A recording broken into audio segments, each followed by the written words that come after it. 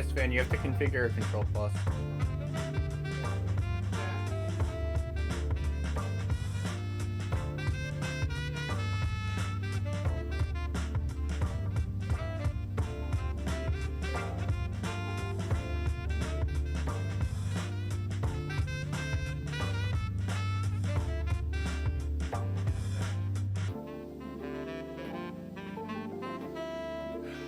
Esfand, do you hear me?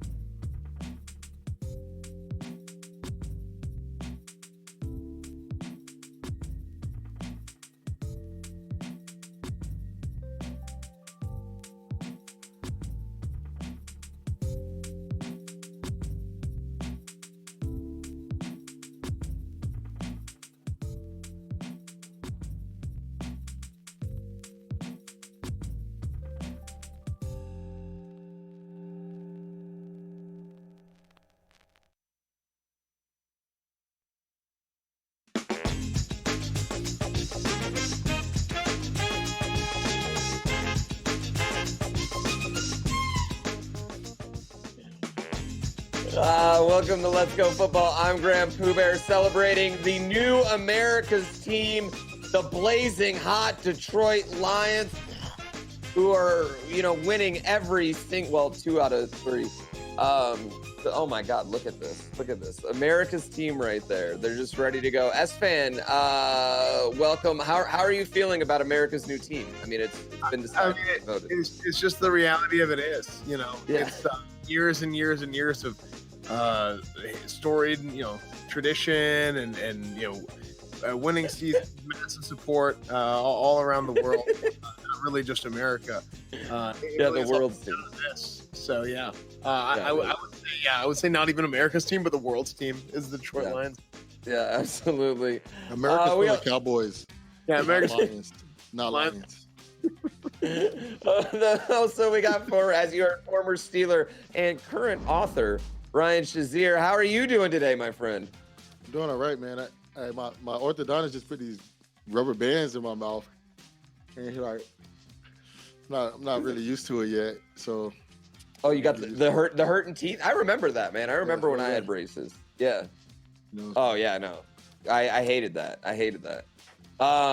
obviously didn't wear mine though. That's why I got the Gap. But ladies love the Gap. It's all good. Coming up, we got America's team defensive back Amani Oruwariye, who is here fresh off the dominating performance that the Lions put on Arizona. And Amani also got a key interception against Kyler Murray. One of the best interceptions of the year, too. Jeff Schwartz is going to be back to face off in the chat and DirecTV Stream Pick'em Challenge. Spoiler alert, chat, you guys sucked last week and Jeff kicked your butt. And we'll also remember some of our favorite moments from this season of Let's Go Football. But first, we got to talk a little bit about live football. Usually we talk about last week, like football, and then preview next week. But we still have last week going on today here on Tuesday. We got 2 games coming up today that were pushed from the schedule from Sunday night to tonight. Washington at Philly and Seattle at the Rams. Washington and the Rams both had, quite frankly, very serious COVID outbreaks. Ryan, you had some choice words for the NFL in our pre-show warm-up. I want to know what you're thinking about the NFL with all these, how they've handled this situation this last week. Before I get to how I feel about the NFL, what is that purple thing in your background, man? Oh, that like spinning purple thing? What is that, a fan? Oh, no, that's a Chuck E. Cheese balloon. It says "Let's Party." It's a Chuck E. Cheese balloon. You want to see it? The saddest balloon ever. Why are you at Chuck E. Cheese? You're a grown man. Like, what's going on? Because they got video games, man. All right, games and cheap pizza.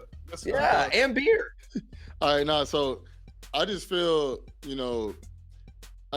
so in the pre-production meeting, I said something. I was like, man, the NFL said that they were going to give guys forfeits that have a lot of suspensions.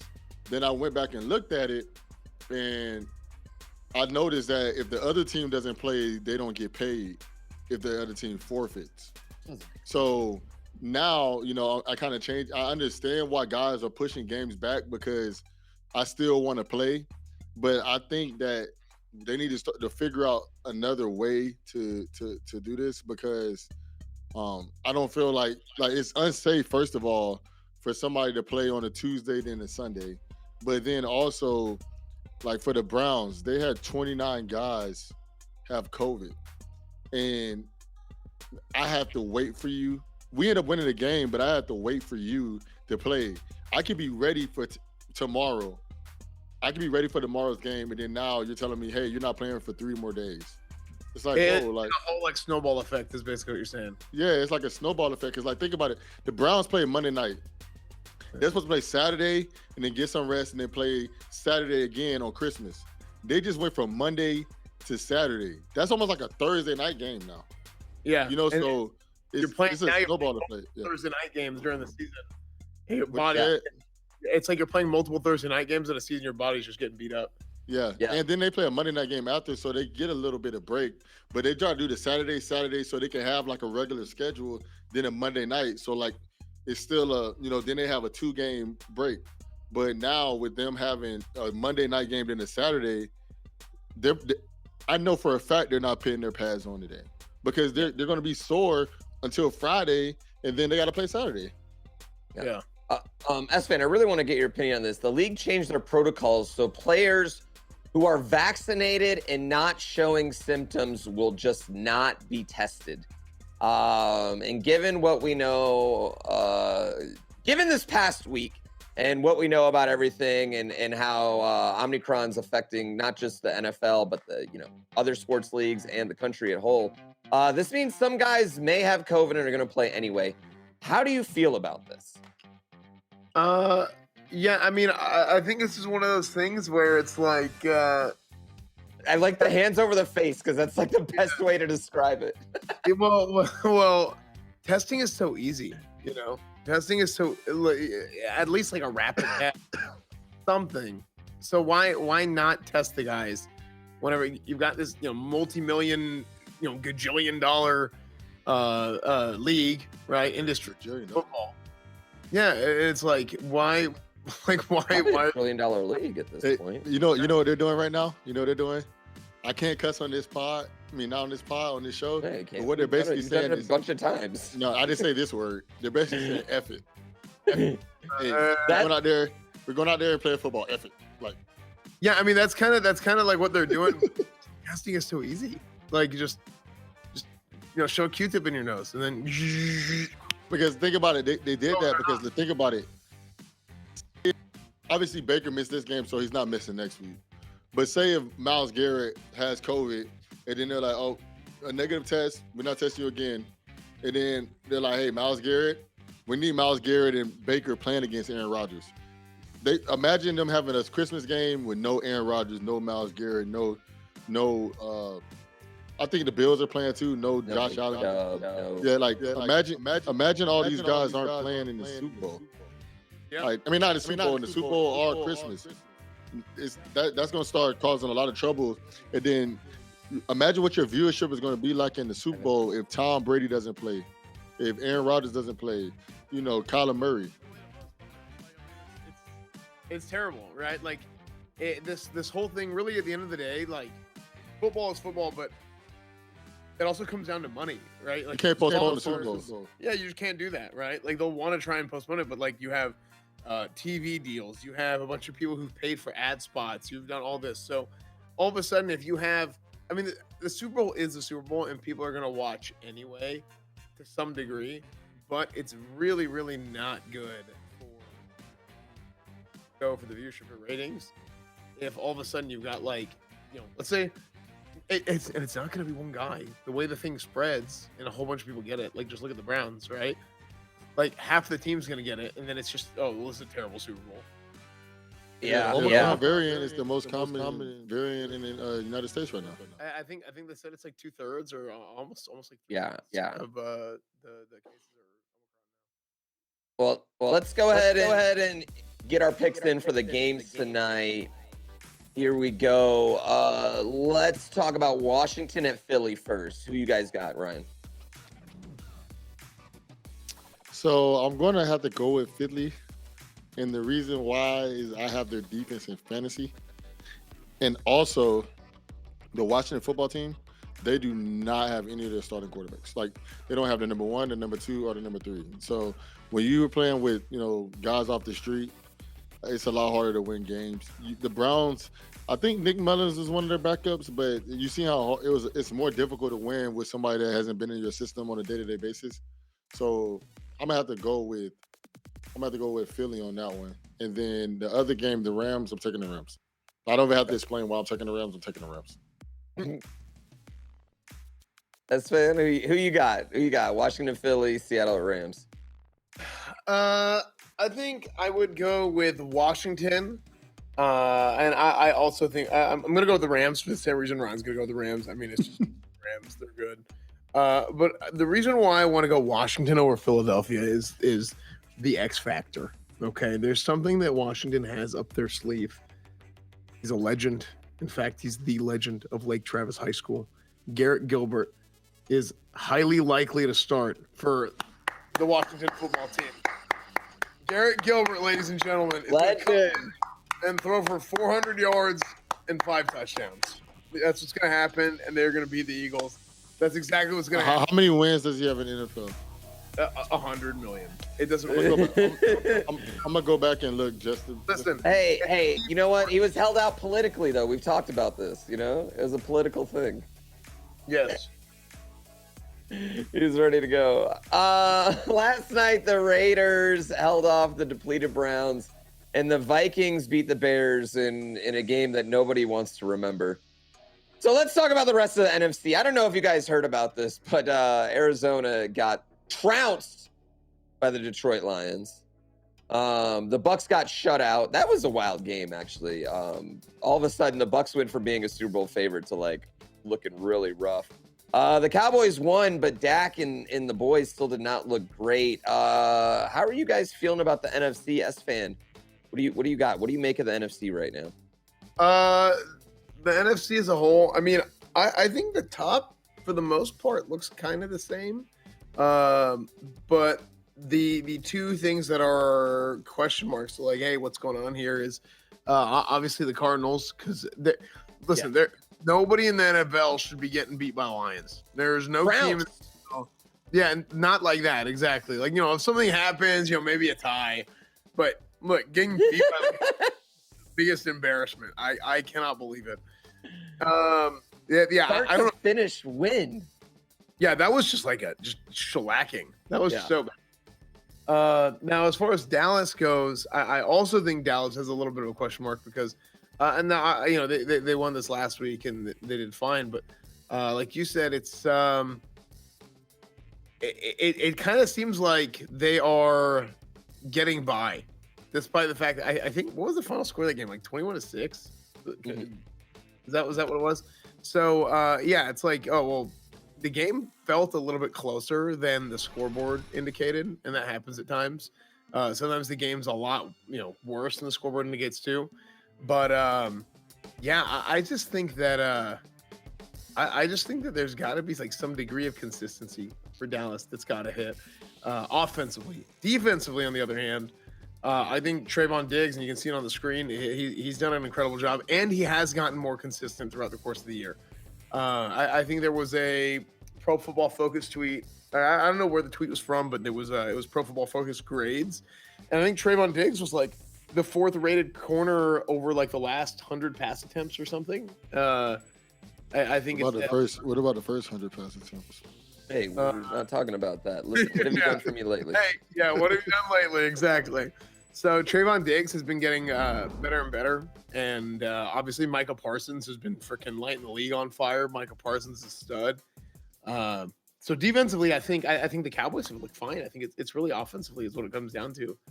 Yeah, Ryan, let's talk about Tampa Bay though. Ryan, I want to talk about Tampa Bay. Tom Brady just got shut out for the first time 15 years. The last time Tom Brady was shut out, he was not happy about it. A little angry. Lost Godwin for the season. His number 1 wide receiver. Mike Evans was hurt as well. Tom Brady, man. Tom Brady does not like losing. I tell you. I mean, for someone who's won a lot, this man does not like losing. Imagine a 44-year-old running up to you and just says that to you, like, bro, calm down. Tom, calm down. Nah, but did you see what? I'm about to say, did you see what Gardner Johnson tweeted? Hey, Microsoft Surface, can y'all give my friend a new tablet? He broke his. Merry Christmas. No, to me, I think it does. It definitely hurts that Chris Godwin is out. It hurts the Tampa Bay Buccaneers, but it also hurts me because I have him on my fantasy team. But it helps that they have Antonio Brown coming back. He's a really dominant player, so I think that's going to really help out a lot. The biggest thing with Tampa Bay is I think the Saints just have their number. They play really well versus the Tampa Bay Buccaneers, but Tom Brady and Bruce Arians, they pretty much have everybody else. They understand how to scheme everybody else up. Yeah, basically. Like their offense versus everybody else, their offense versus New Orleans. It's like they really know what they're doing versus them, and I think they just play really good defense versus them. But I don't really think that they're in trouble. I think that wow, that's a crazy stat. I did not know. Wow, that is a crazy stat. That is a crazy stat. I did not know that. So I think to me, the best teams in the NFC are the two best teams, are the Rams and the Green Bay Packers. I feel like the other teams, we're starting to really figure out who they are. And I think Tampa is just starting to get a little bit older. Their secondary is not good enough to compete in the playoffs to me. Like, they're not good enough to win a Super Bowl. They have Tom and all those guys, but if you continue to lose people, I think it's going to really hurt them.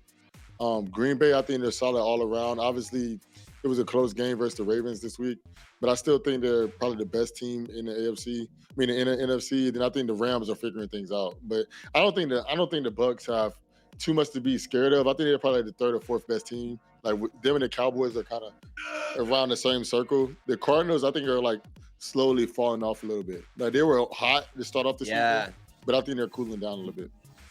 Yeah, the Cardinals. Well, I mean, listen, when you run into the juggernaut that is the Detroit Lions defense, I mean, what are you going to do? You know what I mean? It's just very tough to go against a team like that playing such great football like the Detroit Lions, the future 2022 Super Bowl champions. Going into this week, we're gonna be our coach. Yeah, what Dan Campbell? You know what? We're gonna talk about Dan Campbell here later with our guest Amani Oruwariye, who picked off Kyler Murray this week in a dominating performance. Future Pro Bowler Amani Oruwariye. Anyway, going into this week, Tom Brady was the MVP favorite, but the Saints shut him out. We haven't talked about this in a while. We got to pick an MVP, so it's time to play one of our favorite games. One's gotta go. By this time, we know how it works. We're all going to eliminate a player until two are left, and then chat is going to vote. They will make the final call. This is going to be for the league MVP. Ryan, you start this. So the thing is with me, I have a problem because the last 30 years since Lawrence Taylor didn't play since the 80s or 90s. To me, that's the last time a defensive player has won MVP. Yeah. And I have some stats right here, and I'm not even trying to vouch for TJ, but I have some stats. Give it to us. I have some stats right here, and it says that the Steelers are 7-2 when TJ Watt plays 80% or more, and 0-4-1 when he doesn't play over 80%. He's broke the Steelers single season sack record with 17.5 sacks in 12 games, and he still has 3 games left. That tells you how important a defensive player is to a team. And I feel Michael Parsons is that way for the Dallas Cowboys and their defense. So I think that we need to do a better job of adding the best player in the league to every player and not just 2 offensive players. So my player that I'm taking out will be Tom Brady. Because gone. I think Tom Brady has to go. And the reason I'm saying Tom has to go is because they just got shut out. And Tom always has awesome talent around him. And he's a great player. But I just don't feel these other guys are truly impacting their team a lot more right now than Tom is. Okay. Esfand, you got to eliminate one here. This is actually tough because I will say, Ryan, you made a great case right there. You made a really solid case. I will admit that. Thank you. Yeah. This is realistic. Don't be fake with it, Esfand. It's a good case. It is. I'm thinking because I do think you did make a really, really strong case for why TJ Watt is as valuable as he is. I'm saying defensive players in general, though. Oh yeah, for sure.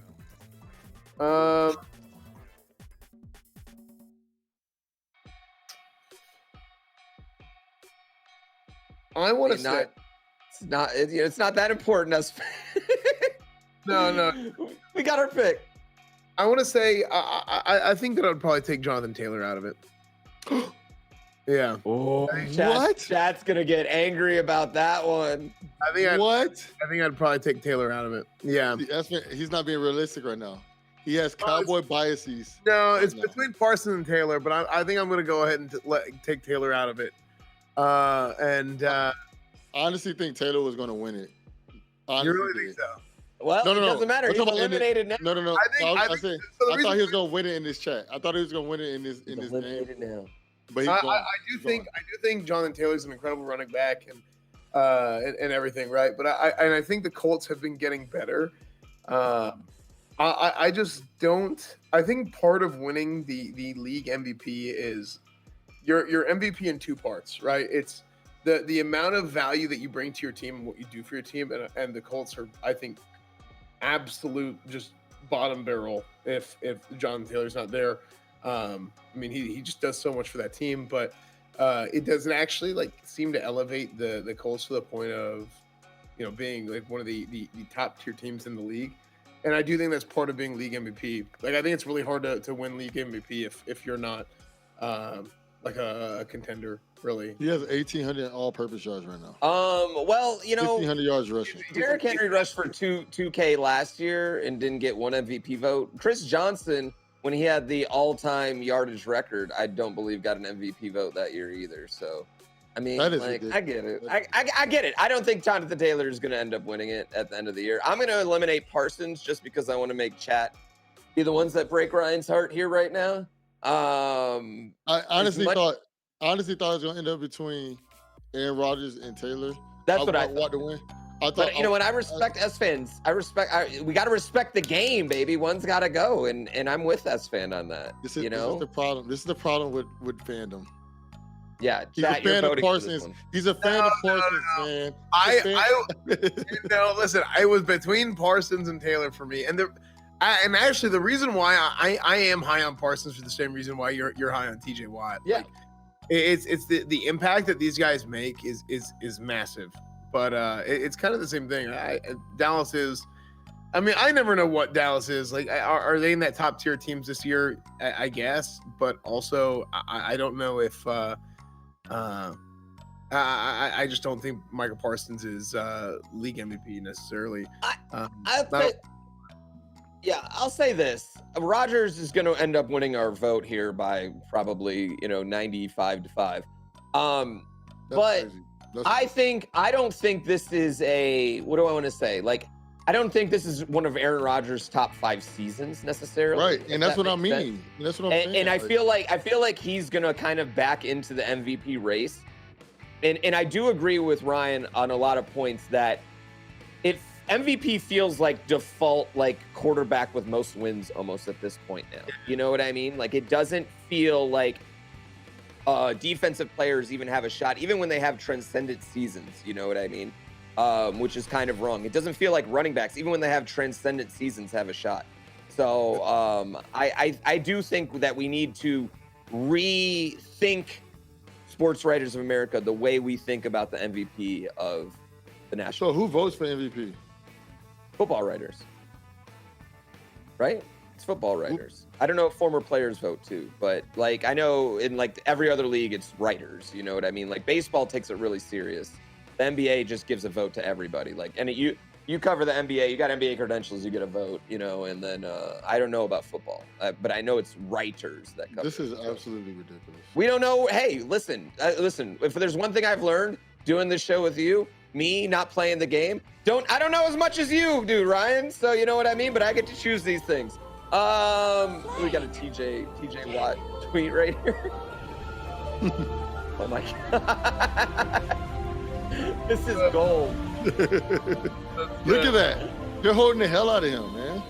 Yeah. Look at it. That is so funny, dude. Bro, that's ridiculous. That better been called a hold. You know what else is ridiculous? The fact that TJ Watt missed a couple of games this season. Yeah. He missed 3 games. He has almost 18 sacks, 17 and a half sacks in 12 games. You know what that is? He's averaging a sack and a half a game is nuts. Like that's. I mean, Rodgers will win the MVP though because without him the Packers are dog water. I mean, you're not wrong. First of all, shade to Kurt Benkert. Secondly, I'm not calling the Steelers garbage. I'm not calling the Steelers garbage, but they're 0-4-1 when TJ doesn't play.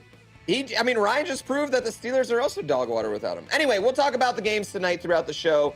I'm sure we'll talk about TJ Watt a few more times because Ryan has a man crush on him. But in addition to previewing, we're also going to be looking back not just on this week's other games, but for our show's whole season. It's actually our final episode of season 1 of Let's Go Football. So we're going to hand out some awards throughout the show in honor of some of our favorite moments. First up, which of our guests had the craziest workout tape? This is actually a good one. Let's take a look at our nominees here. We got the best workout tape here. We have some video of you, you keeping it sexy in the gym. Ooh, look at that. Ooh. Good depth. The rumor around town is that you ran a 4.140. How is that even possible? Oh, we got video. I don't know. I mean, it's definitely possible. Let's take a look real quick at Austin's insane workouts real fast, though. Let's look at that. One arm pull-ups. I feel like I just put my whole arm on. Chat, I believe we're gonna let chat vote on that. Esfand though, like which one of those is the best workout from our group? You're a workout guy, you know what I mean? The most impressive, it's funny because like all three of those guys are like they're doing something impressive in different ways. There's like Boston Scott's massive squat is like, I mean that is just raw power, right? Austin Eckler, like he's got it, just the amount of strength and body control that he has. I mean, you see it on the field, right? Like he's a guy he's a receiving back. He's an elusive back. You know, he can run somebody over. Like he's just got insane, just all over. Like he's the kind of guy that's gonna do like CrossFit or like, you know, this weird like I'm gonna stand like on a flagpole, that type of stuff, right? But then Jakeem Grant has just God-given speed. Like that is just like you can't coach that. All these guys are like 5'10" and shorter, right? Yeah. It's just like I think it's all because of leverage. They all have great leverage. Yeah. Which one did you think, Ryan, is the most impressive? I'm gonna be honest, like that was like 400 pounds squatting. 400. No, I think the squat. That'd be more. No, that'd be more than 400. 400. Yeah. I don't remember what the number was. I think it was close to 600. Yeah, maybe it was if it's 600, I'm gonna have to go with Boston Scott. If it's 400, I'm gonna have to go with Austin Eckler. I think it was 600. If 600 is a lot, that's like it's a whole lot because that's as much as I squatted. Somebody tweet him. And he weighs about 150 pounds less than me. Yeah. Like I've done a one-arm pull-up before. Like it's really hard. It's really hard. Well, Chad agrees with you. Austin Eckler with the one-arm pull-ups, his Spider-Man impersonation wins. A lot of Austin Eckler owners in chat right now. But coming up, it took to the last show of the season, but it's finally happening. We've got a Detroit Lion on the show. Amani Oruwariye is here. Chat, hit him up with some questions. He's picked off Aaron Rodgers. He's picked off Kyler Murray. He's picked off Lamar Jackson. Him and Saquon Barkley used to hang out in college. He may be a Pro Bowler. What do you guys want to ask him? Get those questions in chat. We'll see you in just about 3 minutes.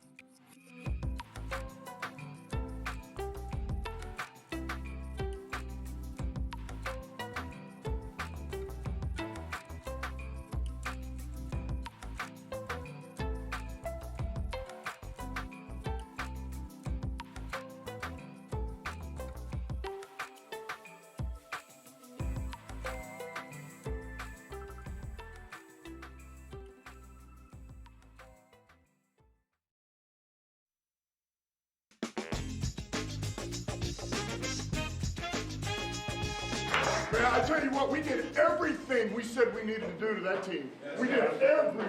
And I tell you what, defense, you took it personal. It's 3 and out, man. You guys are making them have to punt. We turn the ball over offensively, right? And then we defensively, a mighty 2-4, get a turnover. Welcome back to Let's Go Football. You see the special shout out our next guest got from Coach Dan Campbell after he picked off Kyler Murray to seal a massive win for my Detroit Lions. Amani Oruwariye, welcome to Let's Go Football. How are you doing, man? What's going on, man? How you doing? I appreciate you, Pooh, Esfand, and Ryan for having me on, man. Seriously. We're super excited. I mean, I'm probably more excited than anybody, though. I'm not going to lie. I've been waiting all season to get a Lion on. It's finally happening. First of all, can you tell Ryan Shazier, before we get into anything, can you tell Ryan Shazier how beautiful Ford Field is? Can you really Be honest, bro. The vibe there is immaculate. Look, I already heard what he was saying about Ford. Look, Ford Field is a vibe. I'm telling you, man. Look, Thank you. Look, listen. I'm telling you, he can't knock his own fan base. It's different. And look, it's Heinz Field that you used to, so I understand. I played there. It's different. It's outside. But Ford Field is like its own unique type. It's like a convention center, though, don't it? Yeah. It's like a convention center. Oh, my God. Oh, well, I mean, they hold conventions there. You know what I mean? It's a multi-use area because it's in downtown Detroit, okay? Anyway, but that's... When you drive up to it, it look like a convention center, right? It don't look like a stadium. Why don't like a stadium? It's right man, next you to drove, baseball man, stadium. you played 15 games this year. You see what stadiums look like when you drive up. And y'all's don't look like a stadium. You know. Yo. Man, look, y'all just hating on Detroit, man. Lay off us, man. Hey, no, but for real though, being an athlete in Detroit, like it is a special sports town that I don't think a lot of people outside of Detroit really understand, though, right? No, 100%. I feel like really the only the people who play in Detroit and like you said, are in Detroit really understand and get the grasp of what Detroit means. I think the biggest time that anybody else gets to see it is like Thanksgiving game. You know, that's when it's on display. That's the one real prime time game.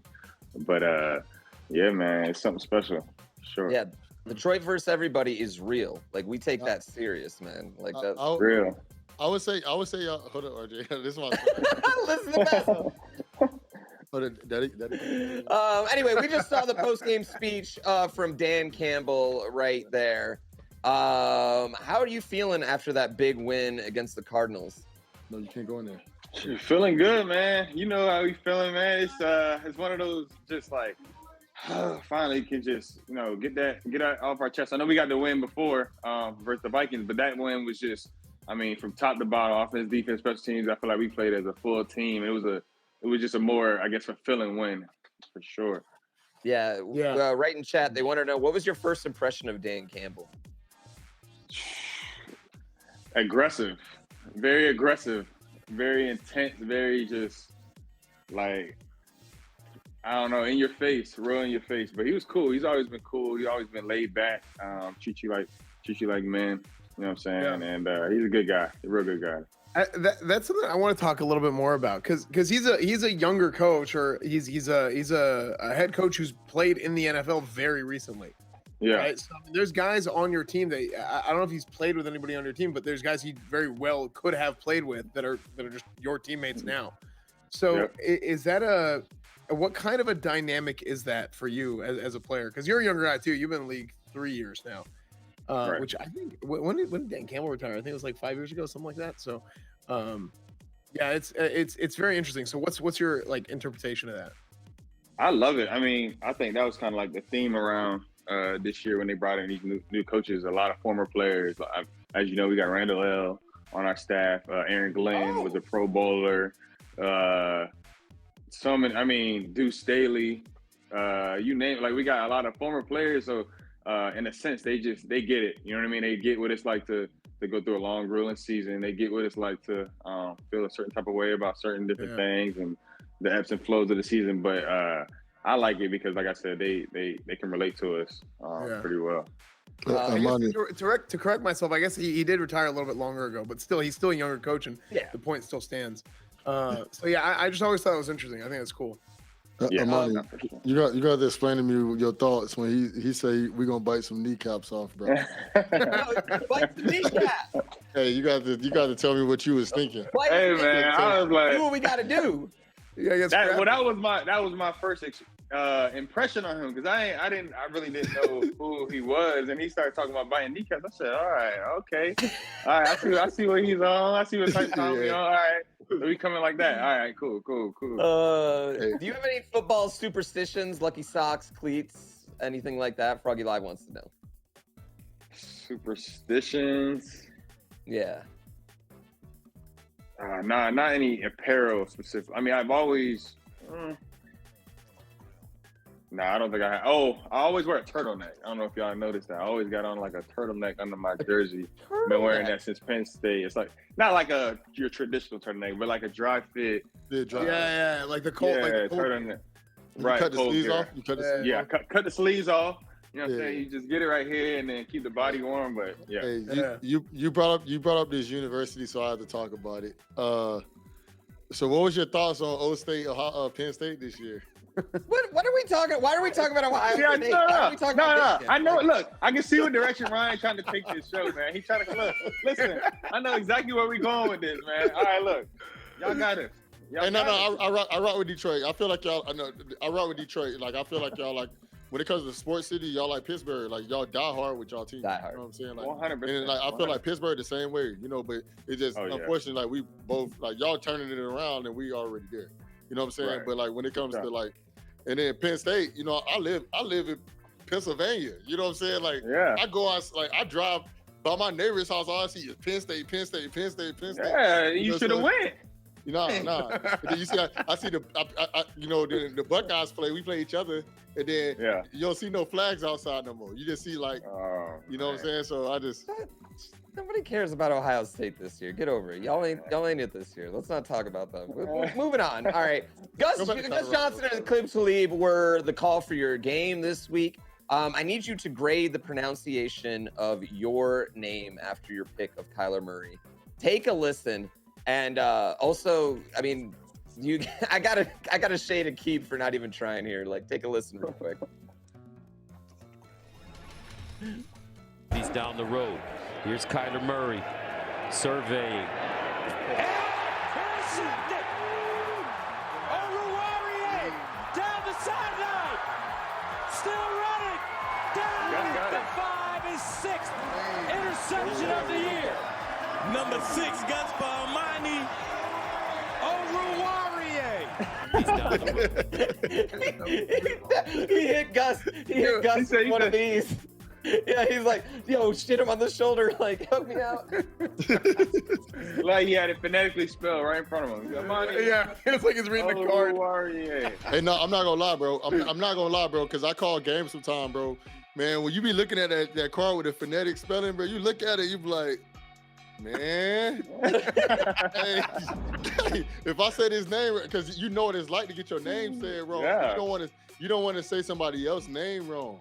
You know, Nah, so like, man, I get it, bro. I've been dealing with that since first day of school. I mean, you name it, bro. It is what it is.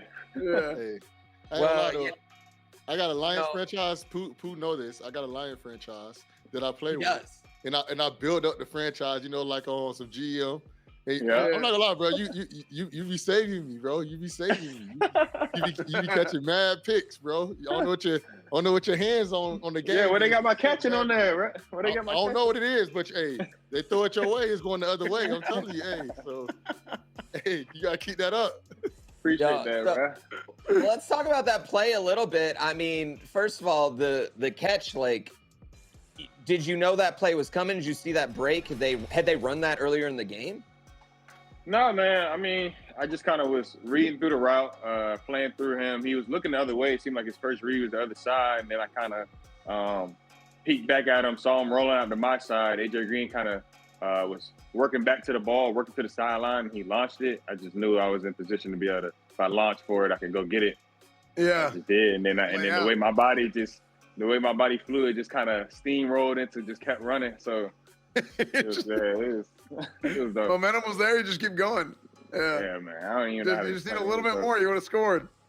Yeah. How bad did you want that touchdown right there? I was like, Because if you see the lineman who was kind of playing it cool, he went left and then right. I was like, oh man, he playing it Yeah, cool. what was 75? What was this blocking here by 75? We got to work on that, man. Listen, like, he didn't even attempt to block, dude. Listen, I already talked to Levi. I said, Levi, if you do that again, I'm telling you, bro, crazy, man. Hey, there's a reason he plays defense and not offense, okay? You got to cut him some slack. He's not used to blocking. Hey, Amani, I know when I was playing, I had like a lot of goals. Like, did you have a goal for how many picks you wanted to catch this year? I ain't gonna lie, man. I mean, you up there, bro. That's 6 picks. That's a lot. Yeah, that's a lot. Well, I would say you at the top of the league, but Trayvon got 10. But yeah. But 6. That's normally leading the league, bro. Yeah. Nah, for sure. I mean, I had it in my head. The most picks I've had in a year was, I think, 4 my redshirt junior year at Penn State. But I just knew, I felt like if I played in the entirety of the season, full 16 games, and me just being out there and just knowing, I felt like a knack for the ball, I knew I'd be able to at least snag 4 or 5. I think I had that ballpark number in my head, 4 or 5, but then they just kept kind of coming. So take whatever I can get. You have picked off some other huge names besides Kyler Murray. You got Aaron Rodgers, Lamar Jackson, Joe Burrow. This goes in with our chat question. What's the QB you're most proud of intercepting? Most proud? Yeah. Which pick's your favorite, I mean, it's hard to turn down the Rodgers one. I mean, he's a first ballot Hall of Famer for sure. But that Thanksgiving one, man, I don't know. That Thanksgiving one I had on a couple weeks ago, I liked it a lot just because I felt like I really felt like I was trusting. Like, that was a situation where I was like, it was pure like technique that our coaches talked about. Yeah. Trusting it in the red zone. You know how it is, Ryan. When you're in the red zone, ain't no vertical grass, so it's like, don't back up, and you got a guy running full speed at you. You know what I'm saying? It make you want to back up, but it just kind of trusting it and just going to make it. That's one of my favorites. Yeah, you can see it post up there and go up and get it. That's great. Hey, how many balls you normally say you catch at the practice? My fault, Esfand. How many? Do you practice with the jugs at the practice? I need to get back on it, man. I've been before. Honestly, you catch too many picks, bro. Nah, in the beginning of the season, I really was. I was on the jugs for sure, like probably 50, 100 balls. But I got to get back on it for sure. You just made me think about it. I got to get back on it. And someone from my chat, Red Dead Redeem, is asking this too. He says, "Who's the hardest receiver that you've had to cover?" Man, Devontae Adams, man. Because I mean, shoot, I just feel like playing against him and Rodgers, it's like they got such good chemistry. It almost feel like it's backyard football, and in a sense, like versus other teams, you could kind of tell, okay, this is what they do versus this formation. This is what this. You know what I'm saying? Some tendencies. It's hard to find a tendency with him and Rodgers because sometimes they might just be on their own page. They don't try and throw them open or something before they even or anything, and you're like, exactly. well, what the hell am I supposed to do? Right? I don't even know. Yeah, exactly. But I mean, I get to see him twice a year, so it's a challenge for me, and I love good challenges. So it's the best pizza place in Detroit. Yeah, Nice Harris wants to know what's the best pizza in Detroit. This is a big deal, and I'm glad Detroit pizza's finally getting its recognition because Detroit pizza is the shit. I love Detroit pizza in a square. That's how you get it. I haven't even gotten to indulge into what y'all would describe as Detroit style pizza. So I need your recommendations. I need your recommendations. But people are gonna shade me for that one. That's crazy. I was gonna say Jets. That's the only. Jets. I like Jets. Yeah, I've only had Jets, and then I had Blaze, but I don't think Blaze is Detroit. Yeah, Blaze is fire. Blaze is fire. Blaze is torch. Definitely not Detroit, but it's fire. That's not Detroit. But that Jets is fire. They have sticks too that are fire too. I like Jets a lot. What's the Red Dead Redeem wants to know what's the loudest stadium you've ever played in? You probably wouldn't even think it, but it probably wasn't the loudest in terms of decibels, but at the moment it felt the loudest was 2017 when we played Iowa. at Iowa. I don't know if y'all ever watch Iowa games. I mean, when they put a night, when they do like a night game, it's packed, and the stadium's real just compact. Like you're sitting on the bench, and the fans are literally looking right over your shoulder.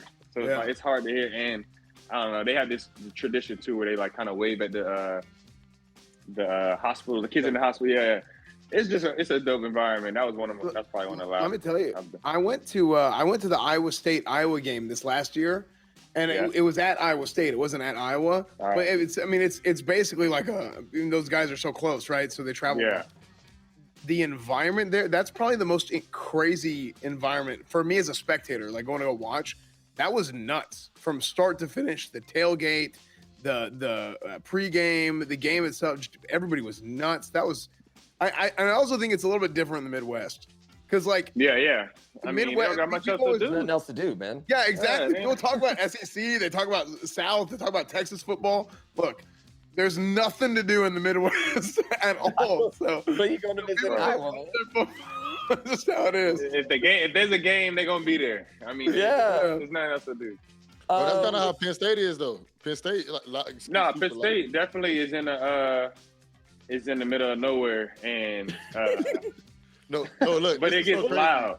At Penn State, right? Penn State is like the 40th or 50th largest city, like in the state. On game day. On game day, it's the third biggest city in the state. Oh, that's hilarious. Well, in college, you were roommates with Saquon Barkley, correct? I was, yeah. So did you see that grab he had this week? I did. I told him, I was like, okay, I see you. I see you snagging something a little bit. Who's got better hands? He knows I have better. He knows I have better hands, but he got some style points for that one, for sure. Oh yeah, they got to. I never seen him do that before. The other angle of this was insane. Oh my goodness, that was such this angle right here though. Yeah. Oh. Yeah, that was dirty. Did y'all play video games or anything in college? What'd y'all play? Yeah. I mean, honestly, by the time he moved in, Fortnite was the game.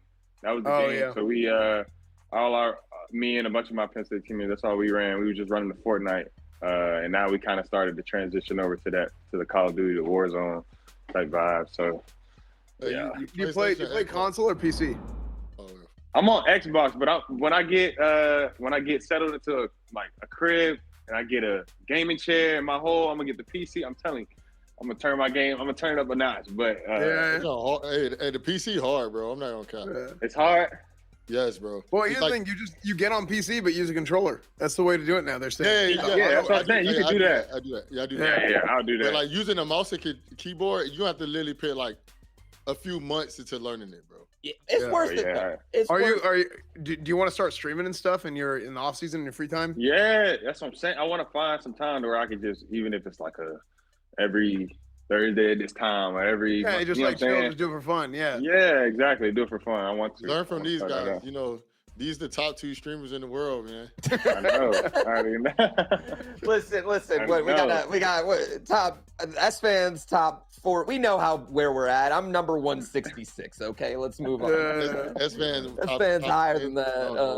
Hold on, Pooh. So right here, Ludwig left. So you're. Oh, we all moved up 165. We all moved up. Right. Yeah, now I'm 65. Top streamer 165. Okay. Yeah, now I'm 65. I'm not 66 anymore. I'm 65, so I'm good. Yeah. That's I forget about that. Yeah. That's funny. So you were also you were also teammates with Micah Parsons. Sorry, Saquon faced off against another one of your Penn State teammates, Micah Parsons, this week. Is there any juice on Micah over there? Anything you can tell us about Micah? I mean, look, it's funny you put those two in the same category because talk about two people who won't stop competing. Like I'm talking about, even if we just at the house, just playing cards or something, like always in competition, always trying, something's on the line, some push-ups on the line, something. Yeah. Micah, yeah. So I mean, that's just who they are. That's in the nature of them. Just how they are as people. But really good. He was you were a junior when he came in, right? Yeah. So is it crazy, like going from and you went through the same process because you have So I used to work at SMU. I used to work in like recruiting and stuff at SMU. So you had They like almost got Kyler Murray. We had no shot. We wasted more time than anyone in the country on Kyler Murray. That's what we did. But we went and what my question was, when you guys do your visits, isn't it crazy to see like so like Micah came in for you guys, right? And you did the same thing, and he's hanging out with the team or whatever when he's a senior, and he does his a senior in high school, and he's doing his visits, and you go from like really looking at how long you've known each other, like you've known these guys, and you know somebody could say the same thing about you, right? Like I mean, Sean Lee's been, I mean, he's been around forever. I was way before your time. Yeah. But like, there's tons of guys. Penn State is one of those teams that is one of the schools that just constantly puts out NFL talent, especially defensively. Yeah. How does that feel for you, just seeing like the development of everybody? I think, I mean, it was unique for me. I think specifically at Penn State because I was Coach Franklin's first class, so. Coming off all that, the sanctions, all that stuff going on, it was we knew it was gonna take a lot to try to bring Penn State back, I guess they would say. But I just remember just from our freshman year until 2016 when we went to the Big Ten championship game and won the Big Ten championship game. Just throughout that time, just seeing the growth of the guys, like as players, as people, everything, man. It's just seeing that community turn around into just football, just being all about football. I mean, it was insane. That was probably one of my best experiences in life. Yeah. You see he signed an extension to 2031, Coach Franklin? Yeah, I saw that. Yeah. 10 years, locked him in. Yeah. Hey, man, my little homie, JJ, y'all cornerback, bro. I think he's going to be decent by the time he's a junior. Oh, yeah? Senior, yeah. Listen here, man. Look, keep an eye out on him. That's all I'm going to say. Yeah. He got hands, though. He got hands. No college coach finish out a 10-year deal. Anyway, Uncle Drew wants to know, Amani, what's your favorite jams? I'm assuming he means music. What type of music you listen to? Or do you listen to country music? How you know that? How you hear that? On the line. I know everything, man. What do you mean? I'm not just a Lions fan, man. I'm a stalker. I'm studying y'all all the time. Man, he live in Nevada. Bro, I got Detroit tattoos on my back. Like, what do you mean here? This isn't real. I live this. I listen to everything, man. I listen to name it hip hop. I throw it back, throw some R&B, some Alicia Keys, some Marvin Gaye type vibe on, and then I'll switch it up and go throw on some Jason Aldean and some Luke Bryan, and then go back and listen to some, you know what I'm saying? I don't know. I just feel like I just like all kind of music. Yeah. You ever see any shows in Detroit yet? I mean, I guess you've been there when not a lot of shows are getting to play, but like the Fox Theaters right across the street from you guys, you know what I mean? You ever been able to go there? I saw one show recently, Rod Wave. I don't know if you ever heard of him. Rod Wave. Yeah, I know Rod Wave big time. I'm a big fan. See, look, I'm a huge fan. So when I heard he was coming to Detroit, I had to go. Spotify, he my number 3 on my Spotify list. Big Rod Wave fan. Drake first. Drake first. Second. Rod Wave. Okay, Ryan. Okay, that's my top 3 right there too. Yeah. Hey, I'm gonna ask a football question, and we talked a little bit about like show. That's great. It is a football show, and we actually, even though it's a football show, we're really not always talking football, which is good. But, I will dial it back a little bit. So we talked about like covering Devontae Adams and all that. When it comes to just playing in coverage, do you like manning up on a guy more, or do you like playing in a zone and sitting in an area on the field? Like what is your what type of defense do you like playing the most? I mean, I like it all, I guess, in certain situations, but I love quarters, man. Quarters, I feel like you could just it's a lot about playing quarters defense that as at least a corner, as a DB, you can make plays. You put in position to make plays. I know a lot of it puts the safeties for sure in position, but it lets us cancel routes out and cancel things out. You just explain to the fans what quarters is? So quarters essentially is what you would think. I mean, 25% of the field is covered by 4 DBs. So you got the corner has this quarter, safety has this quarter, safety has this quarter, corner has this quarter, and then you got some underneath defense with the linebackers. But the teams play it so many different ways that you can just pass off so many different routes. And I think it's kind of one of those coverages that's hard to read for a quarterback if you're not experienced like a Rodgers or a Brady, if you do it right. So I like it a lot. Okay. Man coverage make you tired, Esfand. Yeah. Hey, Too much of it. Maybe Too much of it. I ain't gonna lie to you. Too much of it. It's like, all right. maybe for you guys, but if I was manned up, I'd be fine on anybody. If I still had it in me, I'm tired now. Amani, who would you say? Who would you say on the Lions that nobody know of is going to, like, besides yourself, that like you're gonna turn into somebody that he gonna be that guy? Any position? Yeah, any position.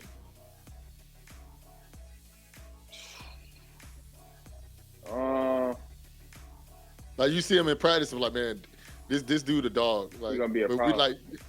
Yeah, bro.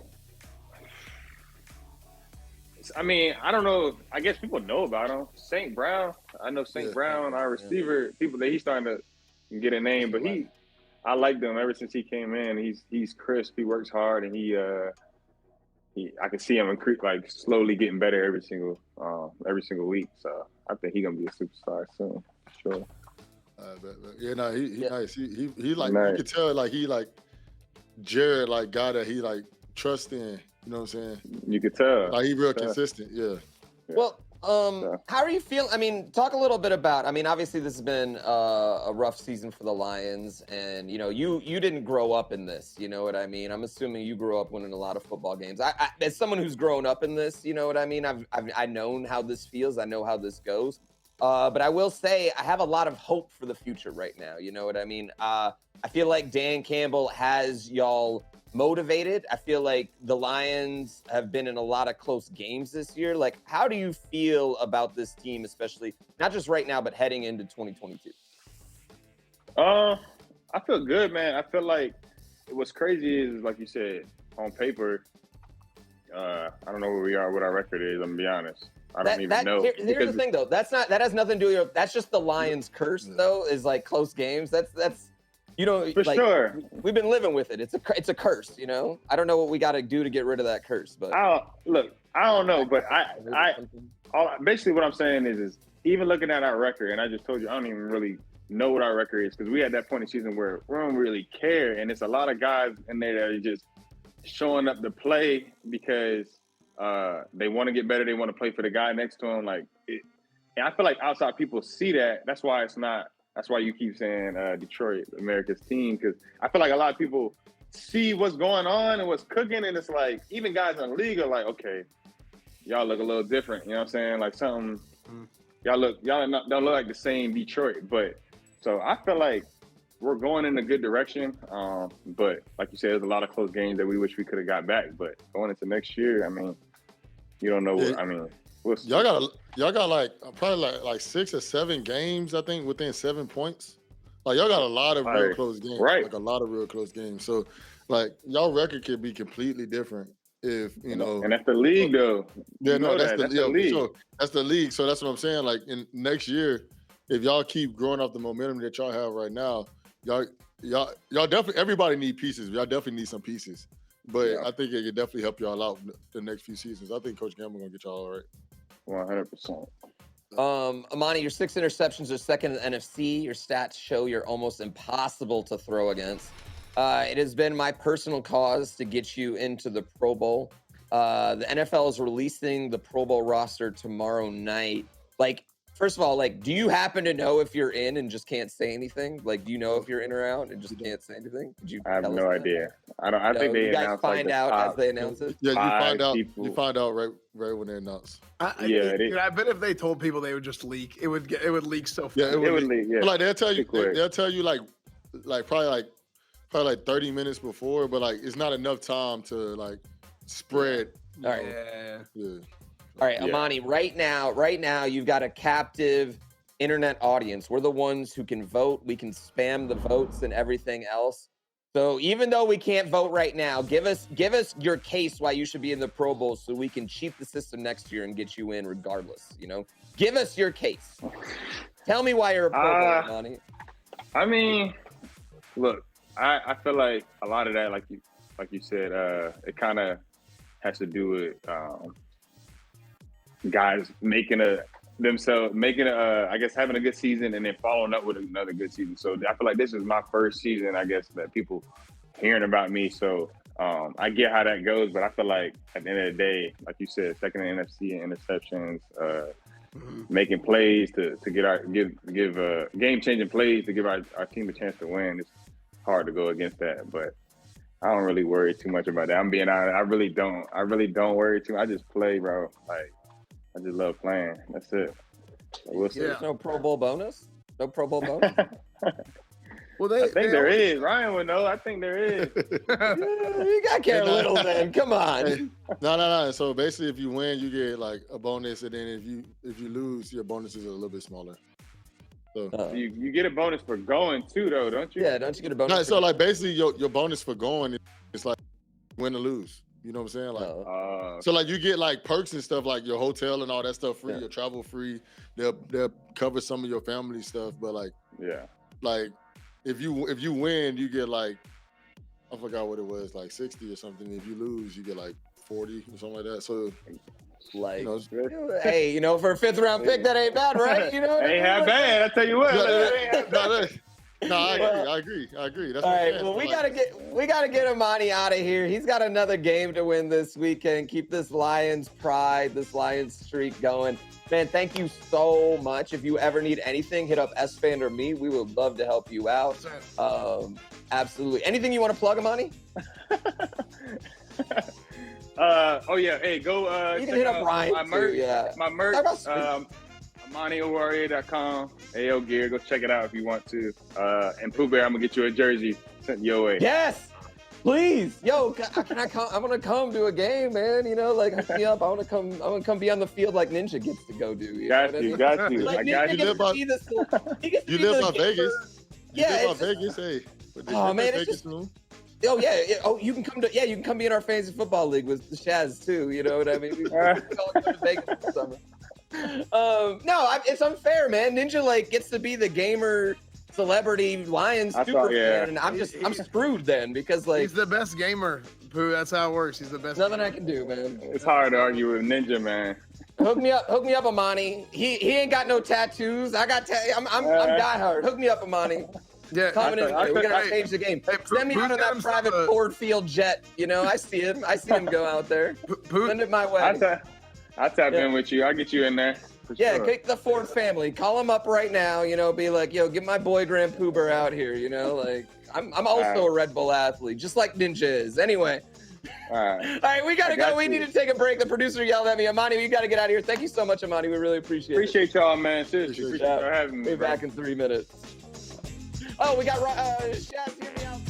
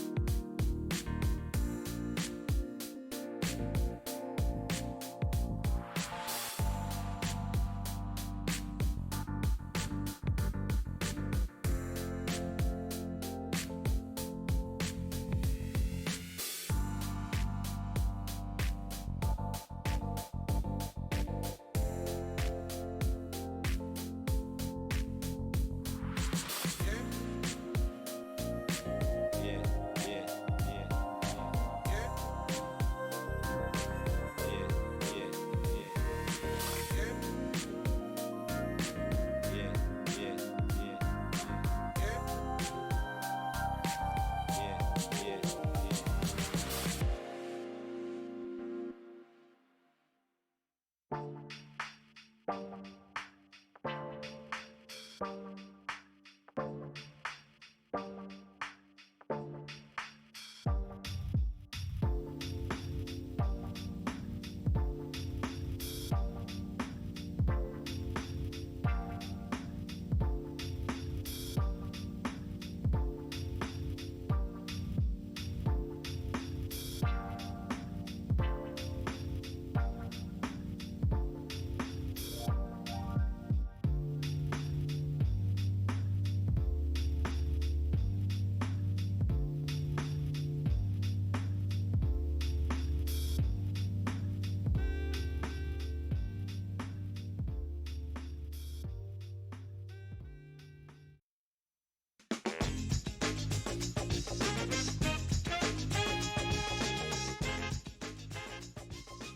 think when it comes to like the logistics of like the basic rules, I think we know that. To be honest about the tie, I thought we keep going until someone scores a field goal or some type of score and we win. Even yesterday or even Sunday? Even Sunday. And I was like, wow, like that's been in the league for a long time too. But, Yeah, Junior's been like, in a tie before. but like you just but like the thing is, but like it's the NFL. Maybe they change the rules. They change the rules every year. In college football, you keep going. But college football, there's 9 overtime. So you would think, okay, you know, we can kick the ball and then we score again. That's how I always thought. I never thought of it being like, oh, this is it. You know, and I guess like the NFL rules do change over time in the period. So I was saying to myself, like, I didn't know. I'll be honest. Like, I'm beyond like, wow. Like I thought, hey, someone scores, someone wins again. But we tied against the Lions, and that's the worst, bro. Welcome back to Let's Go Football. Junior Smith-Schuster wins our award for most honest guess when he admitted he didn't know there were ties in the NFL, Bro, despite the fact that he had been in 2 at that point. That's my favorite. That's my favorite part of the whole thing. It's like, bro, you've been in 2 ties. I didn't know. I was like, we were in a tie together, man. What are you doing? What are you talking about? But it goes to show though, like a lot of times, like these guys, like they play the game and they're like, look, listen, I just go out there and I catch passes. I know my routes, I know my plays, and that's it. I don't pay attention to anything else.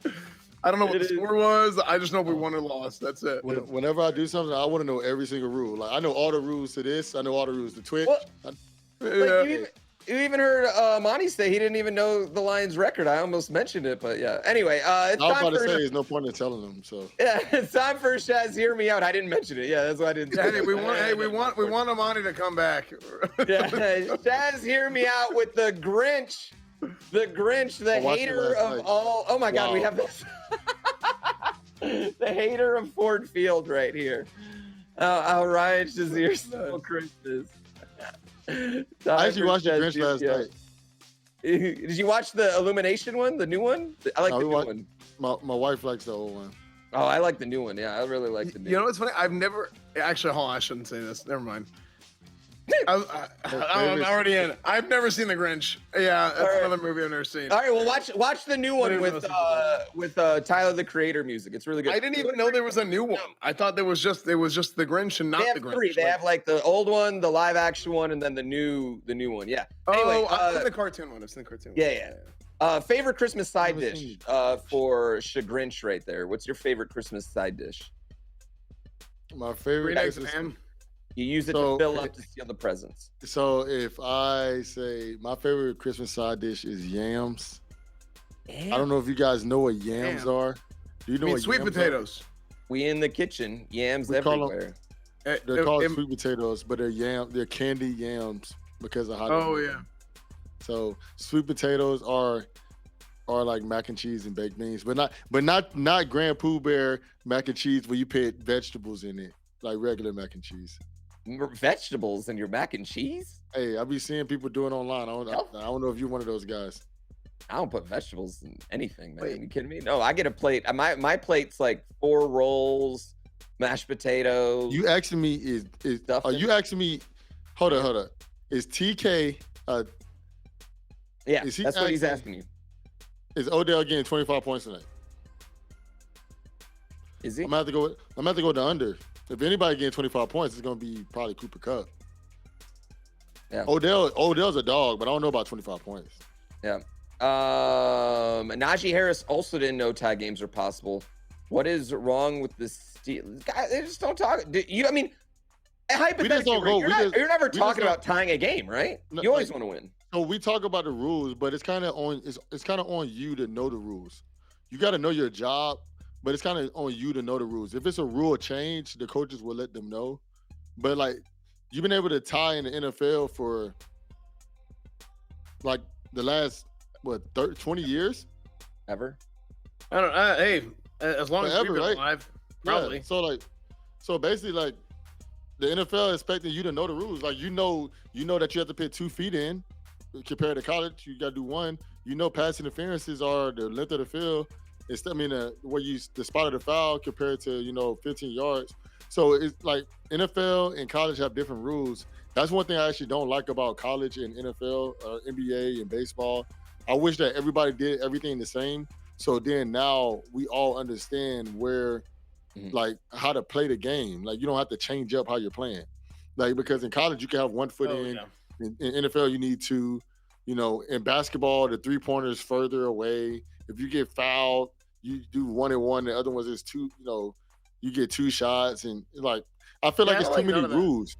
They're like dumb. In baseball, you use a metal bat. In professionals, you use a wooden bat. It's like everybody need to do the same stuff. Like you know why they do that with baseball though? I think they do that in baseball because like as a pro, like you get bigger, stronger, right? So they give you, they say you can't use metal bats because you're just gonna every time it's just gonna knock it out of the park. They shouldn't use metal bats in college. No, but I'm saying, but I don't feel like they should use metal bats in college. If you're strong in college, I agree. You're right. Honestly, half the college guys in the World Series are going to or have already been drafted anyway. And you're right. The Dolphins make the playoffs. Real quick, the Dolphins make the playoffs. Chagrinch. One of the hottest teams in the league. Yesterday. One of the absolute hottest teams in the league right now. This is what the Grinch did yesterday. I don't think they're making it. No. I don't think they're making it. For the Steelers to make it, a few teams can't, and I don't think they're one of them. There you go. Something I gotta know, Ryan, and this is probably one of my favorite NFL stats. Ben Roethlisberger. Wait. Oh no, never mind. We're going to you shirtless. Never mind. You used to warm up 41 degree weather. That's not even that cold. Temperatures. Oh, how did you start doing this? When did you start doing this, and why? All right, so this is why I started doing this. So we played Buffalo Bills one year, and it was like blizzard. It was like a blizzard outside. It was super cold. And before this season, before it was I wasn't feeling good during this game. It was like 15 degrees or something crazy like that. I wasn't feeling good, and all the Steelers defensive players, they always wore long sleeves. They always wore long sleeves. They always wore shirtless. They was always shirtless. But so basically, I wasn't feeling good, and I was like, "Hey, man, I'm wearing long sleeves today because I'm not feeling well." And they're like, "No, you're not." And I'm like, "Yes, I am. Like, I'm not feeling good. I'm feeling sick. I'm wearing long sleeves." And they're like, "No, you're not. We're gonna fine you." So basically, they went to Coach Tomlin, and Coach Tomlin was like, "Yeah, we'll fine you." Like, basically, I think he was joking around, but they was like, "We'll fine you $5,000 per sleeve," right? And I was like, "So you're gonna fine me $10,000 because I feel sick?" So then I basically said, "F you guys. If I get sick, it's on you." So I walked outside and started warming up with my shirt off. And then everybody was like, "Man, Ryan Shazier is crazy out here warming up with no shirt off." And then I was like, "Man, people are really tripping about this. Like, you're really getting attention." And the other team used to be asking me after the game, like, "Bro, why are you warming up with your shirt off? It's too damn cold out here." And when I heard that, I was like, "Oh, it's too cold. He doesn't want to play." For me, it's like, hey, like, what is this kid doing right now? What is he doing? No, let it. That's the beauty of Twitch, man. Like, and I was like, man, like, no matter what, I'm wearing my. I'm gonna start doing this because I'm kind of mentally in your head. Like, if you're thinking more about the cold weather than playing football, I'm thinking about football. You're thinking about me, and I'm 1% better than you. So I started it, but 41 wasn't the coldest. Like, we had games where I warmed up and it was like negative outside. You seen one of them say it felt like 1 degree. Yeah. 16 degrees. Well, I mean, what's that? You still have that body, Ryan, or is all the Chick-fil-A kind of eroded that? You gonna warm up Chick-fil-A eroded that, shirtless? I've been hanging out with Esfand this season, and you know, between the Chipotle and the Chick-fil-A, like, hey, they don't have brisket anymore, bro. It was seasonal. You didn't tell me that. You didn't tell me that. I didn't know that neither. I was trying to order. Bro, I went there. I was like, I want brisket. And it was like, it's seasonal. I'm like, no, it's not. I'm like, they don't do that in Pittsburgh. I went to Pittsburgh. Yeah, because Pittsburgh doesn't have seasons. No, then I was like, it's cold all year. I was like, then I went to Pittsburgh, and then there's like, yeah, that's seasonal. I'm like, Esfand, like in my head, I'm like, why the fuck did you tell me this? Bring it back, Esfand. I know our producers want us to move on to the next segment, but I do want to talk about this real quick, and it's our last show, so they can't get that mad at me. Ben Roethlisberger is 8-0 the week following a Spider-Man game or Spider-Man movie releasing. He's 8-0. How is this? Is he a huge Spider-Man fan? Like, is he just the biggest Peter Parker guy? Like, he's been in the league for 8 Spider-Mans.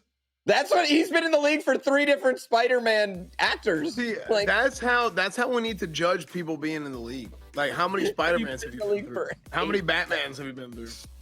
He's been through 8 Spider-Mans? 8 Spider-Man movies, man. 3 different reboots he's been through. I know people are all on they're all on what's his name? Tom Holland. Spider-Man is always gonna be Tom Holland. No, dude.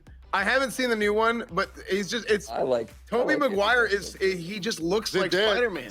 Zendaya definitely helps.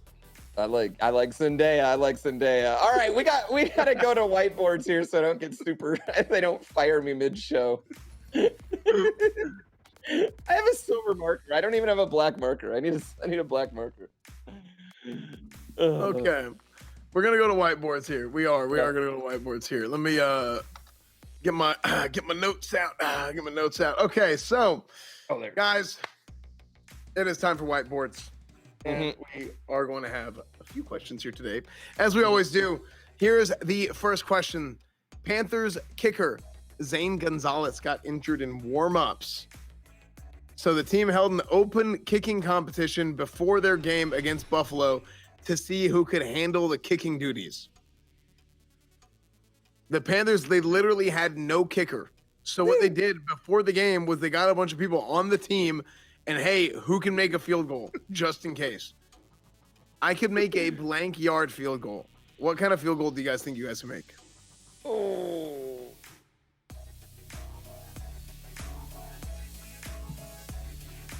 Be pretty realistic. Now, all right, I'm gonna preface this that I'm a grown man who's played in multiple adult kickball leagues.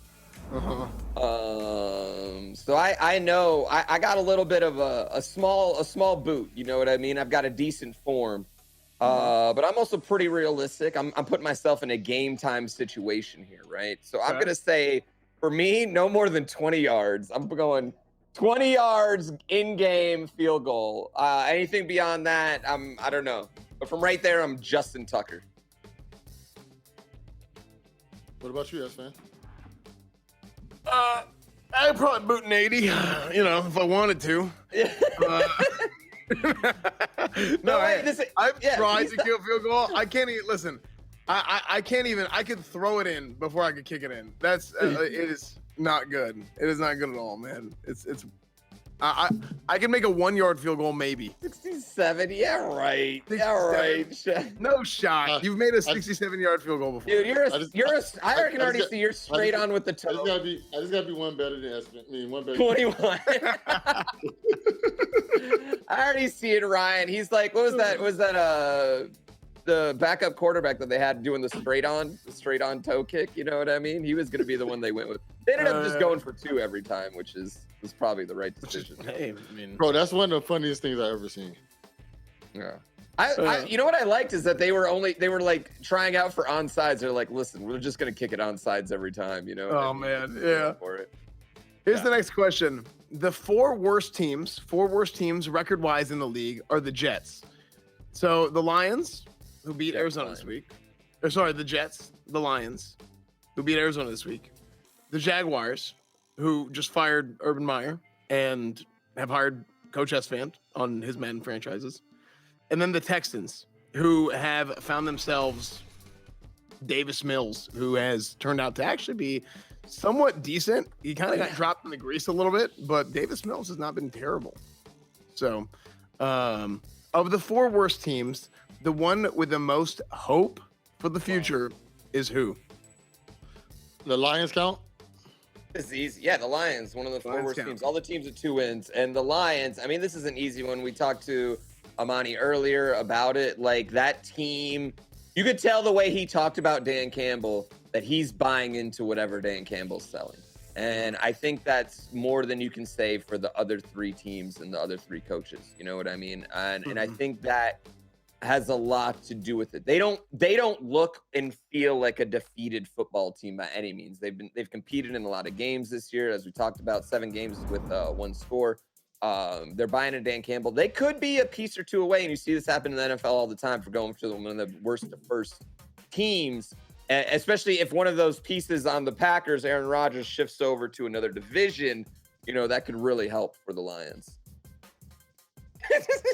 Is that true? Yeah, maybe. I don't know if a Jaguar would beat up a lion in real life. No, it wouldn't. Double, man.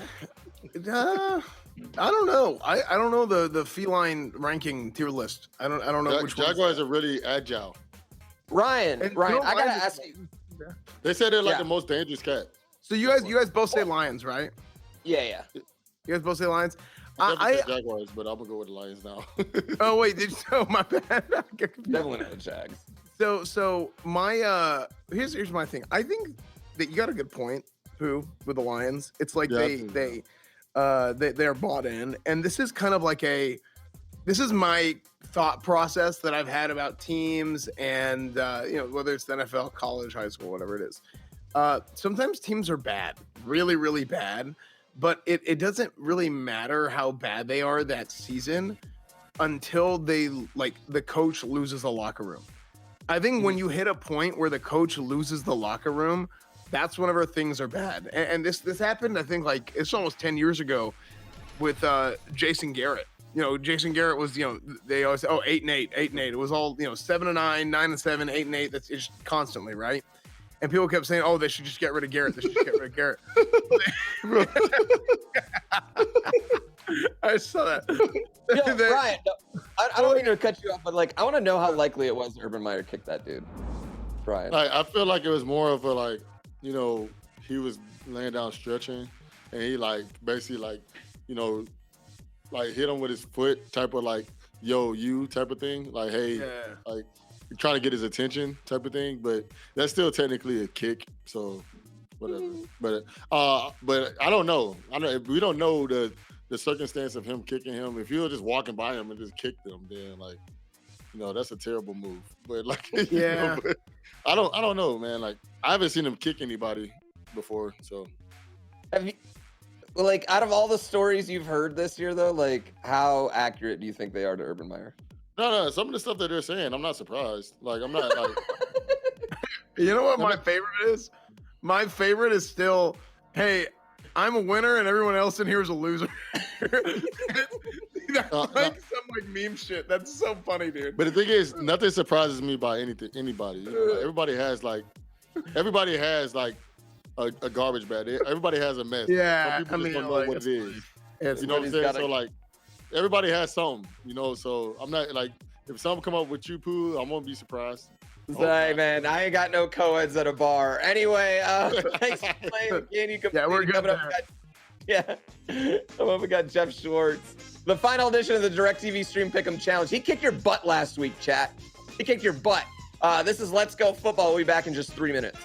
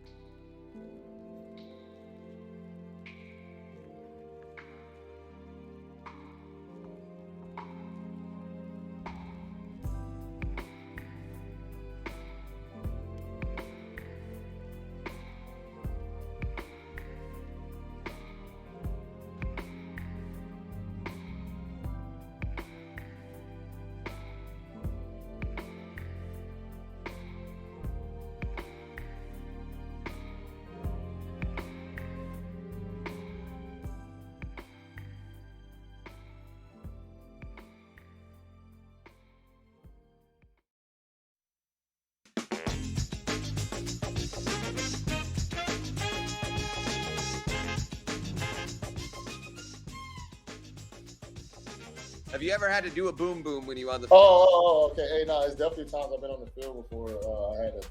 I didn't have to boom boom, but I definitely pissed on the field. Like I definitely pissed on the field. Wait, you peed on the field? Well, you guys put up the towel, or do you guys have like a tent? So like if I'm on the sideline, I would like they'll put like a towel and I like pee in a bottle or whatever. Yeah. But like if I'm on the field and it's like I'm already sweating, it's like, oh, dude. No, Hey, wait, how common is that? How common is that? It's probably way more common than you think. Kenny, I gotta ask you a question real quick, and this is actually a serious one. Have you ever had to pee your pants on the football field? Do what? Have you ever peed your pants on the football field and then covered it up with water? No. Is this something? No, you never did that. Okay, at least I don't think so. Shit. No, because Ryan. Is there a photo out there? I don't know. No. I don't know who does that. I don't know who does that. Yeah, because earlier in the season, Ryan Shazier made it seem like it was a lot more common than I'm learning it is. I just never had the opportunity. You put you put Bambi on my jersey. Really? This is like, who even has that? Like, of course it's Brett Favre. Just randomly bringing has like deer urine. The commodity of the commode. Find a way. That's right. Commodities is what I like to call it. So if you don't got no commodities, then you got to go out there and you got to piss your pants. Hell, I'll be honest with you, I shit my pants twice, and I was coaching. Welcome back to Let's Go Football, where we get all the hard-hitting news right here on Let's Go Football. Joining us is our friend, former NFL lineman Jeff Schwartz, host of the podcast. Jeff Schwartz is smarter than you. Welcome back to the show, Jeff. How are you doing? I'm glad to be here, and I have never peed myself on a football field. So I've peed on the sideline, and I've peed in bathrooms and drains and cups, but never on myself during the. Ryan, you can't wait the 7 minutes between drives to go piss on the sideline. Sometimes you gotta go, bro. Yo, did you see Ryan warming up shirtless? He's a freak of nature. Okay. So I have this general sense that if you warm up shirtless, you lose. Now, obviously, it happens so often that it probably doesn't actually happen. But, like, I don't get the shirtless thing, man. I heard the story that you were trying to be tougher than everyone was trying to mock you for wearing sleeves. But, like, warming up, I don't want to be cold when I warm up. No, see, he's worried about the wrong thing. See, right there, man. He's got the edge. Like, whatever. Wait, I'm worried about not being cold? Yeah, I don't want to be cold before a game. Yeah, you're worried about being cold. I'm worried about winning. What does winning have to do with warming up shirtless? Because it shows you that I'm thinking about football while you're thinking about, let me wear a jacket, let me wear pants that have heaters in my pockets. You're wasting more energy from your body trying to stay warm than I am warming up normally. You're burning energy by your body trying to stay warm. We're talking about the NFL where they're not testing players anymore. There's science out the window on that. Let's get over it. There is my podcast, Ryan Shazier is smarter than you. You hear me? And it's going to call me Mitch this time, so we're off to a good start. There's something to be said though about when a guy walks out there and you're in warm-ups and you're like, the hell, like this guy's insane. There's something wrong with this guy. Why is he out here with that shirt on? Yeah, it's like and he's thinking. And now you're thinking about that guy. Now you're thinking about that. I just need to be 1%, Jeff. If I'm 1%, and I'm good enough. I'm good. Before the game, like I'm not thinking about. We're just taking pre-workout shots before. Oh wow. Okay. Cool. Hey, did you ever have a body like Ryan Shazier though? That's what I mean. That's what I think. And that's part of it too. No one wants to see my shirt off. So Ryan then was like, I get it, man. Ryan, I'd have been warming up with my shirt off too. It's been a very weird week, and it's not even over yet. We got games tonight. We got games from last week going on tonight. Let's quickly get your pick for the games tonight, straight up and against the spread. Both Washington Football versus Philadelphia and Seattle versus the Rams. Give us your straight up pick, your money line, and against the spread, who you like. Well, Philly's going to win the first game. They're going to win and cover. Washington, I think I saw today their two quarterbacks are out, right? So they're starting a third-string guy who hasn't even been on the team this year. They're out. So that's the legend, the legend of Lake Travis. Yeah, we'll slide the Eagles on through that one. Plus, the Eagles' offensive line's playing well right now. And then the other game, the Rams are just going to look. The Rams have won, I think, 6 of the last 8 against Seattle, 4 of the last 5 specifically. They've actually covered as 7-point favorites under Sean McVay at an alarming rate, like 11-2. I don't have the number in front of me at the moment. They win big division games. I think the Rams and the Seahawks have no Lockett tonight as well. It's both teams have COVID issues though, but I'll take the Rams now. Okay, all right, that's a good one to know. I didn't know McVay was covering that often as a huge favorite. He's smarter than you. Yeah, Jeff is smarter than me. You know what? For the last time this season, we're going to the DirecTV Stream Pick'em Challenge. Welcome to the best of live TV and on-demand DirecTV Stream. A reminder how this works. Chat, you make picks, and then Jeff will weigh in after you, so he can't just take whatever you say. Lucky for him, because let's take a look at last week, where Jeff Schwartz proved that he is smarter than all of you by going 3-0. Meanwhile, chat, you went 1-2. Oof. Have we had a 3-0 this season yet?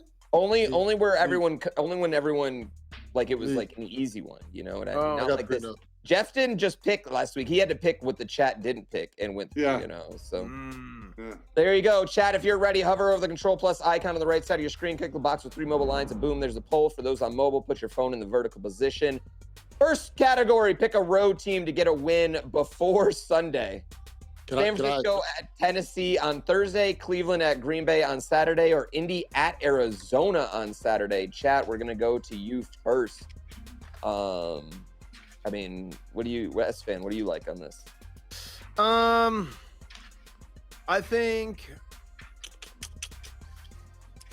we're saying who's going to win between both teams each time? Road games? Indy, yeah. Well, I think that Tennessee's going to beat San Francisco. I think Green Bay is going to beat Cleveland. I wouldn't. Who knows what's going on there? That one's so weird. And then I don't know with Arizona. I feel like Arizona just got their ass beat, and they're going to, hey, let's wake up a little bit. And I think they're probably going to come back and win against the Colts. I think that game's going to be either close game for Arizona, or the Colts are just going to beat the brakes off them. That's what I think. Chaz, you've been big on Indy. I'm going to be honest. Jeff ended up going 3-0, but he would not have went 3-0 because he wanted the Titans last week. Just want you guys to remember that. I bet on the Steelers. What are you talking about? No, you bet on the Steelers to cover, but that was to lose.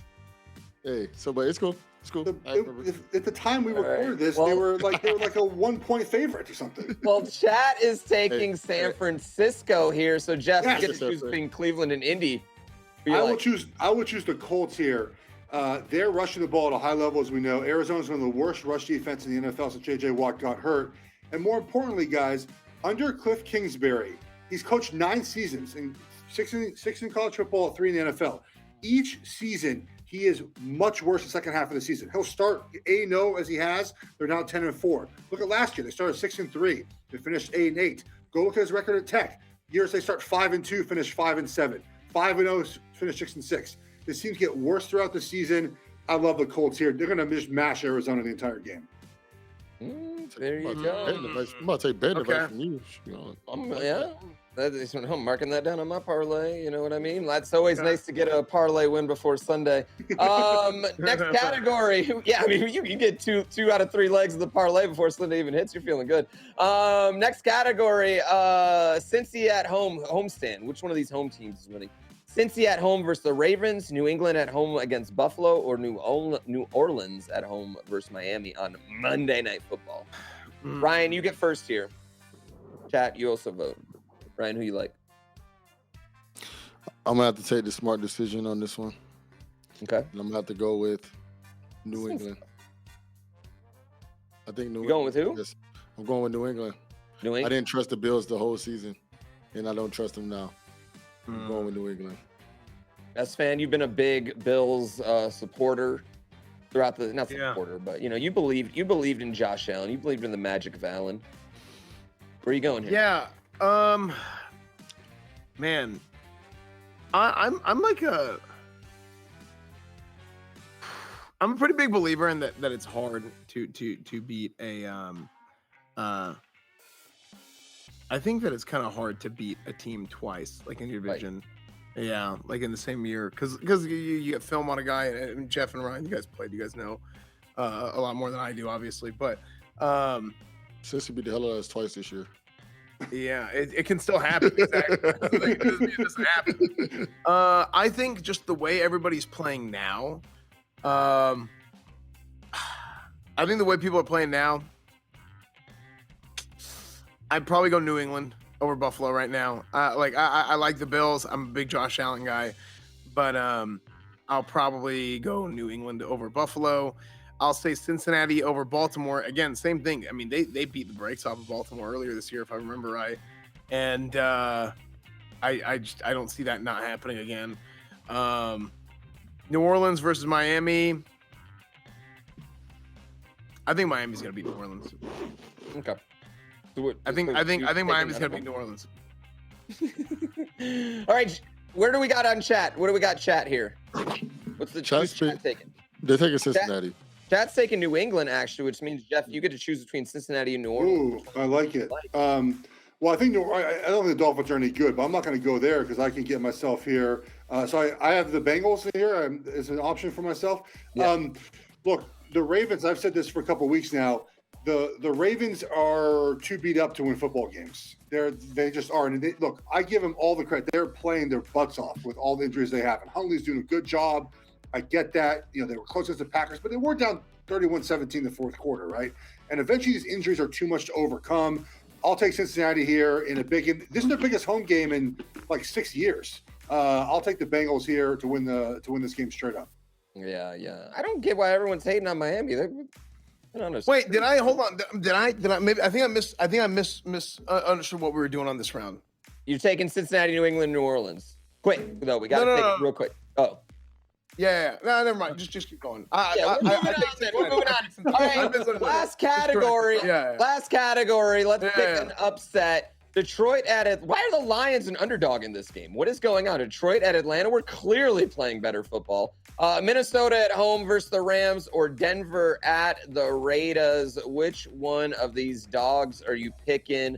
I mean, obviously I'm taking Detroit here. This is an easy decision, even if Goff does not play. Esfand, which one of these you taking? Cat, we need your pick. I'm taking the Steelers.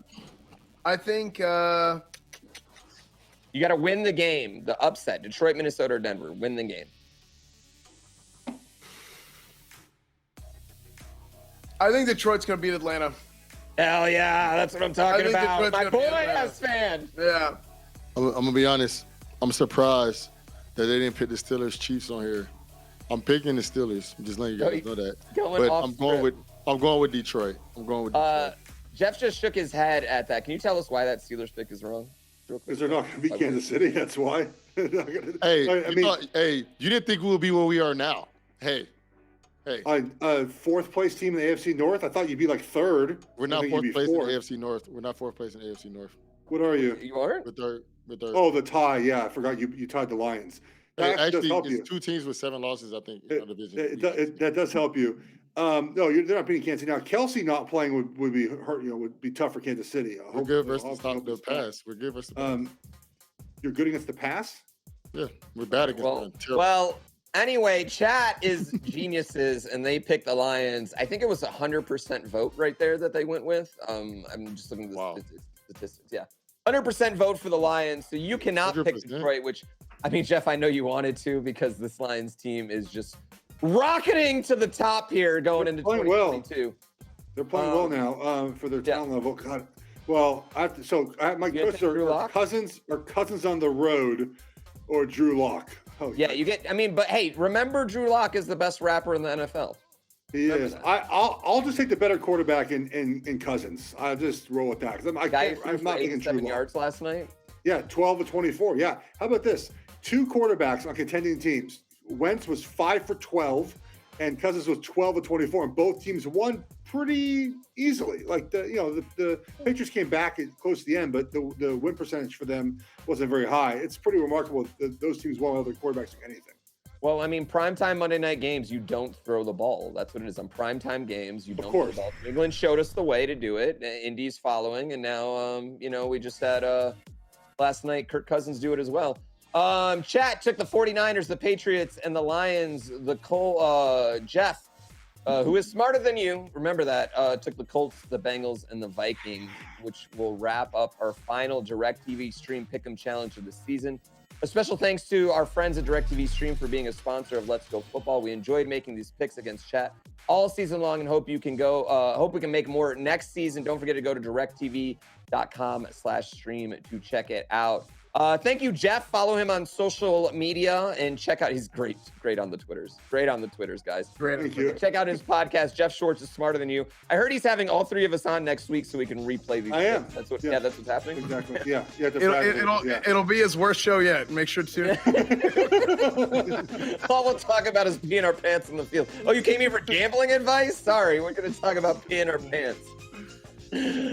Jeff, anything you want to plug real quick before you go? Yeah, just what you said, my podcast, my Twitter, it's where everything's at. And yeah, I have fun talking football. Yeah, absolutely. We love having you on, Jeff. We hope to see you again next season. Coming Take care, guys. up, Have a good one. You as well. Absolute Coming up, pleasure. Coach Esfand is taking your questions for the final press conference of the season. Ask him anything right now. I heard he's replacing Urban Meyer. He just got hired to replace Urban Meyer, who worked for the Cowboys and the Jags all in one season. This is Let's Go Football. Coach Esfand coming up next.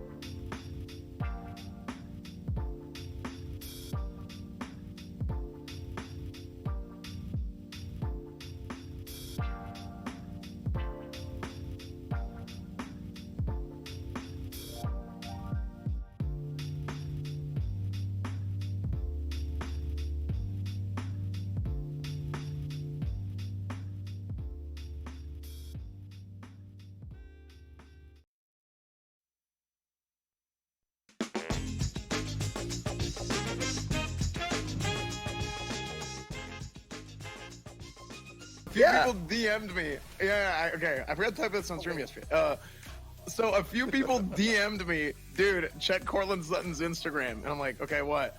That is a picture of SMU versus Houston whenever we beat Houston when they were number 11 in the country, I believe.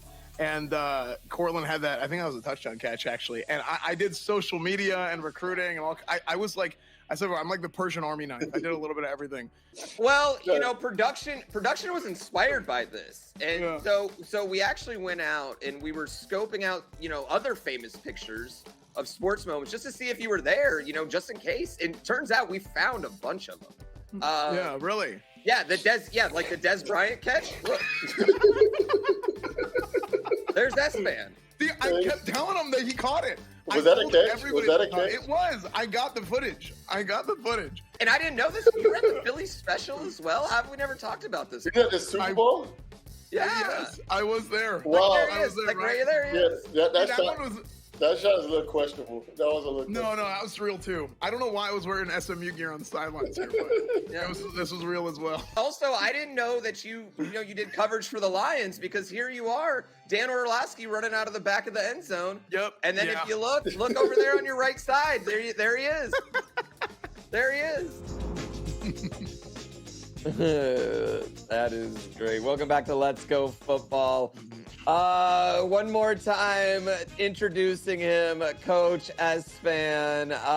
Coach, what do you think of the other Esfand's nose for football in key historical situations? You know, it's great.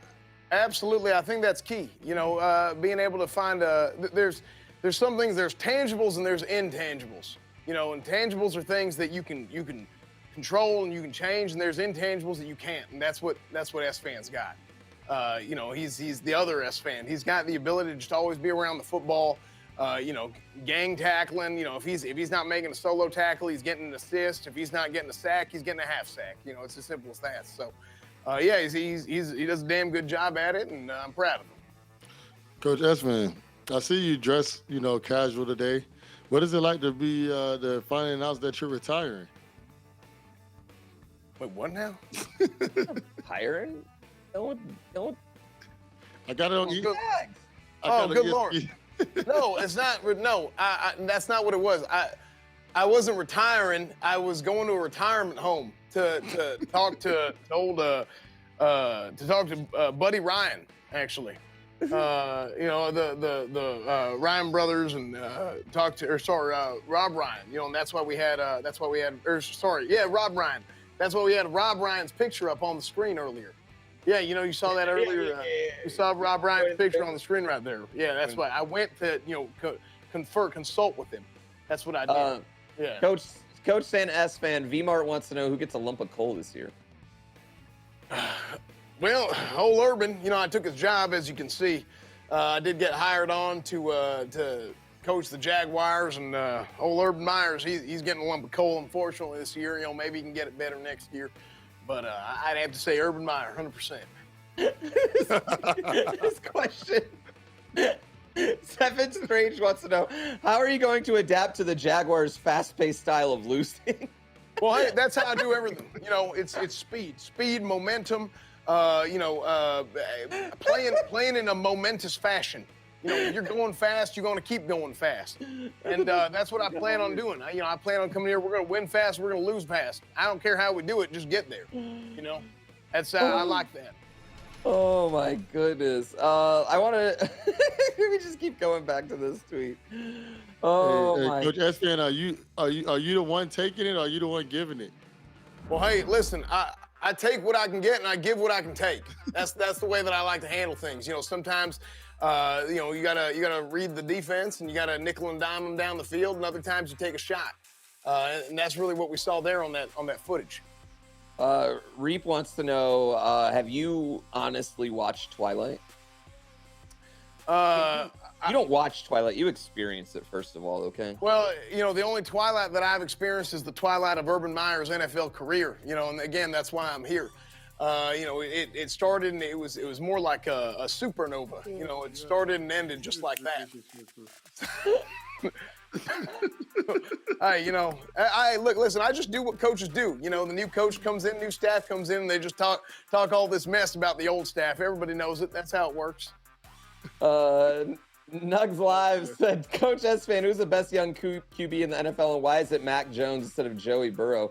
First of all, the best young quarterback in the NFL is Davis Mills. I just want to get that out there. Well, Davis is, Davis does a good job. Jared Goff, he's still young. But the thing with Mac Jones is I remember Mac Jones. I actually coached Mac Jones in middle school, and what he did so well in middle school was he would always go and he would he'd work on the farm. He helped out at his family farm, and he'd go and he'd milk cows, and he'd wrangle the sheep, and really, he's a real coach's kid, blue collar guy, and he's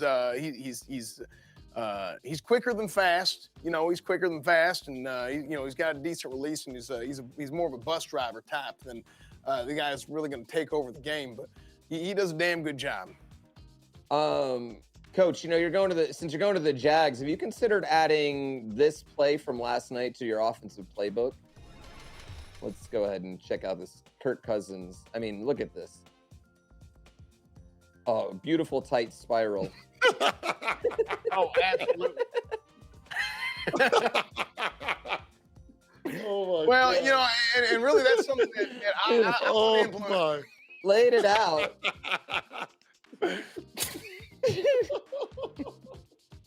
Oh my God! I really like that. This is what we call a fake pass punt. We've heard of fake punt pass before, but this is what we call fake pass punt, where what you're really trying to do is, you start off the game and and you want to do it on third down. You never want to do it on fourth down because that's when they expect it. Exactly. So you do it on third down and you just try and chunk it as deep as you can. Hey, that's field position. And that's impressive. I really like that. That's something I'm looking to implement into my special teams unit. That's easily one of the worst throws I've ever seen. That one is hilarious right there. That one's so great. What was Kirk thinking? There's just no one. I mean, literally 20 yards away. I just have no idea what he was even thinking. I wish we had the TikTok. Hey, Coach, that was damn good. That was damn good. I agree. Oh, Coach Esfand, can you spell Awarie for me? Awarie. Awarie. A-W. Away. A-W-A-W. Awarie. A-W-A-W. Or. Awarie. Hey, they don't pay Coach Esfand to spell. They pay him to win football games. Hey, I'm a damn football coach. I ain't no damn word wizard. Okay. Well, Coach, pay me. You might end up with the #1 pick next year over in Jacksonville. Insanity Ho. What is that name? Insanity Ho just said, "Who do you think will get the #1 pick?" Well, or listen. Who do you think is going to be the #1 overall pick? Apologize. Listen, I'm a winner. Mm-hmm. Okay, and I want to make that clear. I'm a winner, and I don't deal with losers. Okay, and if I walk into a room and I'm here with winners and I have to deal with losers, we're gonna get that fixed, and that's why I always go for #1, and that's my plan. We're gonna be #1 in the draft this year. Absolutely. Well, yeah, but who are you gonna take? Oh, we're gonna take? Yeah. Oh, well, hell. I mean, where do we start? I got to think about this one. We have old, we don't need no quarterback. Could use a, is there a cut of your press conference? Yeah, what about the San Diego State kicker, #1 overall? I mean, come on, Coach. Well, that's field position. Yeah, that is field position. We could take field position. We could take a punter. What's his old name? The old DN from the pass rusher from what the hell? Who let a damn cat in here? Hey, I'm taking this. Hey! Coach. Get on out of here. That's who I want with That's who I want with my first-round pick. Jambo. Coach. Will you ever take a page out of Shazir's book and start warming up shirtless? I've taken lots of pages out of Shazir's book. I got really, it's because it's so hard for me to read. It's so hard for me to read. I start sweating. And when I'm trying to read that damn book, the pages kind of get torn off because I'm trying to wipe the water off my sweat, and it's real bad. But unfortunately, I have taken quite a few pages out of it. I'm going to have to get that audio book, which is it is available on audiobook as well. So I might have to start listening to it. My kid took the cover off it, but this is the book. Just for the record. Hey, it still look good. It still look good. It looks good. Is that nice? Yeah, look. You know what that looks like? That looks regal. You see that? That Look does, how right? that damn looks. I know. Yeah. Now I can put it behind my stream, and it's like, oh wow, Pooh Reed. Sophisticated. Yeah. Sophisticated. Coach, if you could give Trevor Lawrence any hairstyle, what would it be and why? Trevor Lawrence any hairstyle? Well, hell, I'd got to give him the kid and play. That's what I'd give him. Kid and play. Yeah, give him the kid and play. I think he'd look pretty damn good with the kid and play. Yeah. Uh-huh. Hey, Coach, is Die Hard a Christmas movie? And have you seen it? Hell, Die Hard is the Christmas movie. I was in Die Hard.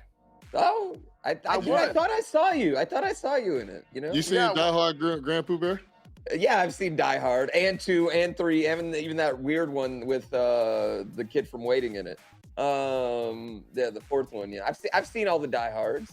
I've got that one on. Yeah, you actually can see Coach Esfand in the back holding the GoPro, running right there in the back of Die Hard. That's absolutely. Yeah. Coach, one last question. Who in the history of our show should win the award for best name? Take a quick look at this video.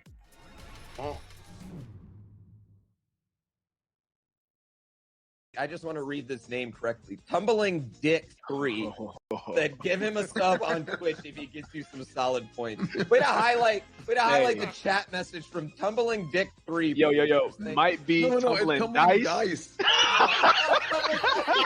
Hey, so we got somebody in the chat, Satanic Chalo. Yeah. He's like, hey. Names.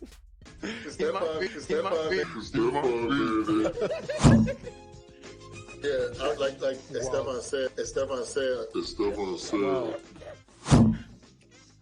Trayvon Diggs is the best corner in the league. That's what Estefan. I noticed that. Estefan. Oh my God. I vote Tumbling Dick 3. Bro, that is hilarious. Tumbling Dick 3. Oh my God. You know, he actually changed his Twitch name. He changed the 3 to an E just so it doesn't happen again. Coach, now's the final time we get to chat this season. Will we get ice cream after that? Beastly wants to know. Listen, my damn players always complain about how they want ice cream after the game. You got to take care of your bodies, okay? You only get ice cream when it's time to celebrate, when you win the Super Bowl. And you know what? We've had such a damn good season of Let's Go Football. Hell, you know what? Everybody's gonna get some ice cream cones tonight after the damn show. That's right. Everybody gets ice cream cones. Everybody gets ice cream. Courtesy of Coach Esfand. Coach, we appreciate your time today and good luck this offseason. Anything else you want to tell us, Coach? I gotta get this damn cat out of here. That's what I gotta tell y'all. But listen, hey, it's been a. Okay. Yeah, go. You can do whatever you want to do. Guys, it was me. Yes, the whole time, Coach Esfand was actually me. It was Esfand. Believe it or not, I know. Big reveal. We wanted to wait till the end of the season and to tell you guys that. So here it is. We thought it was important to come clean.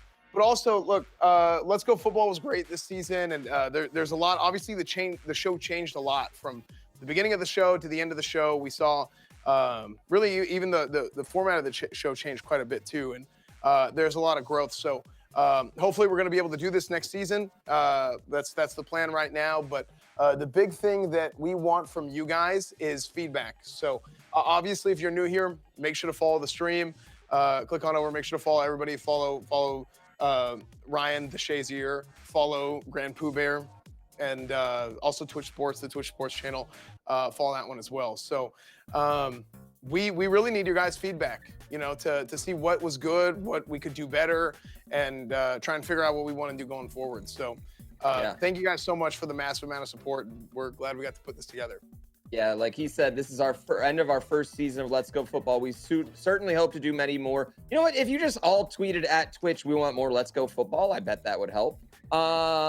We certainly hope to do many more in the future. You can check out me and Esfand stream this Thursday night for 49ers Titans. I'm going for 3 weeks in a row of prediction champion right now, trying to get that final season. Esfand, what else? What do you got to plug, man? What else are we plugging here today? Hey, we got Schooled. We got actually Back to Schooled on Mizkif's channel right after this. So we're doing another OTK event. I am one of the founders, one of the owners of OTK. We're one of the biggest streaming orgs on Twitch in the world, actually. Yeah, on Twitch and the world. So we're doing another show on Mizkif's channel today, and we got a lot of stuff planned. I'm gonna stream afterwards. We might be building a Christmas tree, maybe doing PO Box stuff today. So that's what I got. So just follow the stream, Esfand TV, Twitter, Twitch, YouTube, everything. Twitch, obviously, yeah. Discord, everything is Esfand TV. So follow everybody else too. And Ryan, we can still buy your book before Christmas, correct? Yes, sir. Yes. Yeah. I just want to say thank you, everybody. Man, it's been a fun time getting to know Esfand and Pooh Bear. Man, I really appreciate everybody watching. It's been awesome. You guys can buy Walking Miracle on Amazon or wherever you purchase books from. I'm just really excited to be on here, having a great time, and this is really dope. And hopefully we can be back next year and have some more fun. But definitely keep me in mind when it comes to the fantasy football pool. I got you. I got you. For me, just personally, it's been super great to get to know both of you. We really kind of become friends through all this. It's been really nice. It's been really fun getting to shoot the shit with all you guys. Ryan, I look forward to a lot of Mario Party in our future here. Yes, sir. Esfand, maybe we'll run into each other in GTA RP soon. Might be coming back soon. One day. If you come back, if we both come back to that. I look forward to a lot of more things with you guys. And shout out to all the production guys, Drew, Gabe, everyone back there, Paige. So many people back there that are working on this show. We really appreciate everything you guys did. Yeah, absolutely. And this is definitely Ryan, you ain't done with me. I'm gonna be texting you every week. I'm gonna be bothering you all the time, man. All right, it's cool with me, bro. It's cool with me. Good. That's it for our final episode of Let's Go Football for the season. For Esfand, Ryan, Amani, and Jeff, and all our great guests this year, I am Graham Pooh Bear. Thank you all so much for watching. We'll hopefully see you very, very soon on Let's Go Football. Bye, everybody.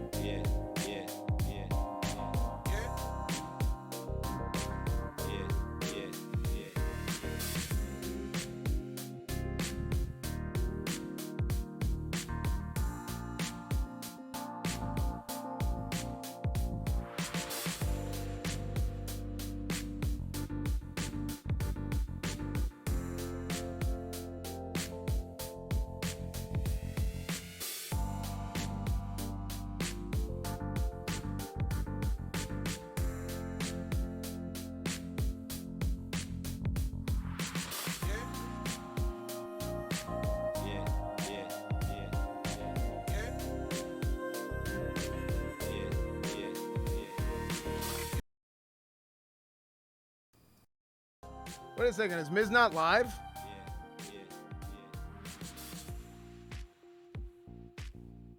Miz isn't live yet?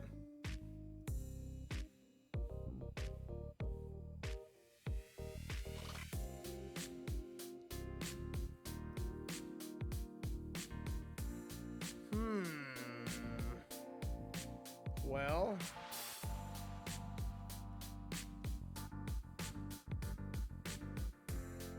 Let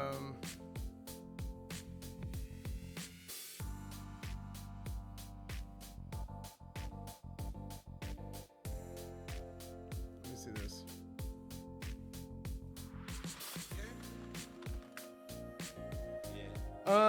So here's what I might do.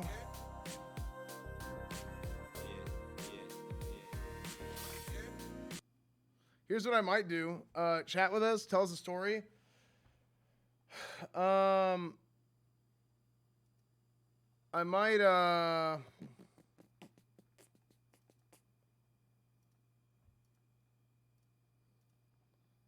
I might just join. Thank you for the sub. Yeah, man. What'd you guys think? What'd you guys think about the show and everything?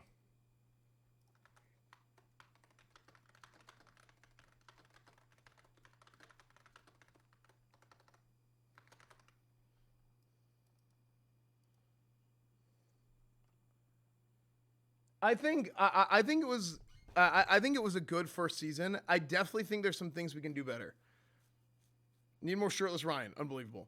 I think there's definitely some things that we can do better, but it really was a good first season.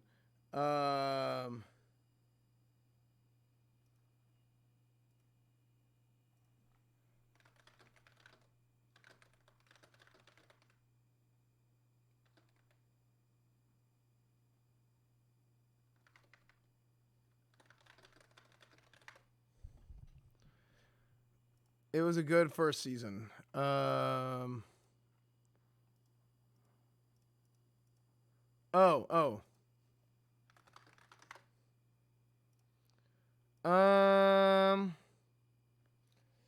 Hold on. I might need to. Oh, we can talk about it a little bit while I'm getting this started. So yeah, I think it was a good first season. I definitely, if you guys want to join my Discord, Esfand TV, and at some point I want to get some feedback for it, and also maybe really it'll probably be before next season. If it happens again, I mean this was a Twitch show, so it wasn't like my show or an OTK show. So things are kind of up in the air about like what's going to end up happening. But for as far as this goes, it's really up to Twitch. So I do want to do whatever I can to make the show as good as possible, because if the show is on my channel, I kind of treat it like it's one of my shows, right? And that's just kind of where we're at with it. I'm gonna go ahead and do this. He said he might be late a little bit. Oh.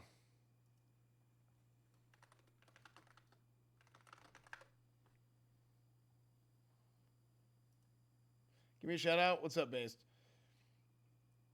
If we get shut down, can't you do it yourself next season? Yeah, I mean, if it goes well, right? I think it probably is going to get picked up because Twitch obviously is trying to do more sports and stuff like that. So, constant video source. Let's try this. Let's go with. I'm going to close out of. Maybe I'll do this. Let's go virtual cam. OBS camera start. I'm waiting on. I thought Miss was gonna be live. This show ran late a little bit, but that's just how it goes. Start. Muted.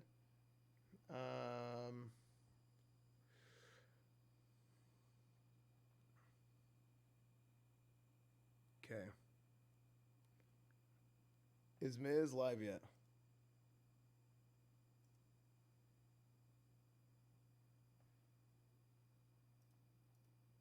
Okay.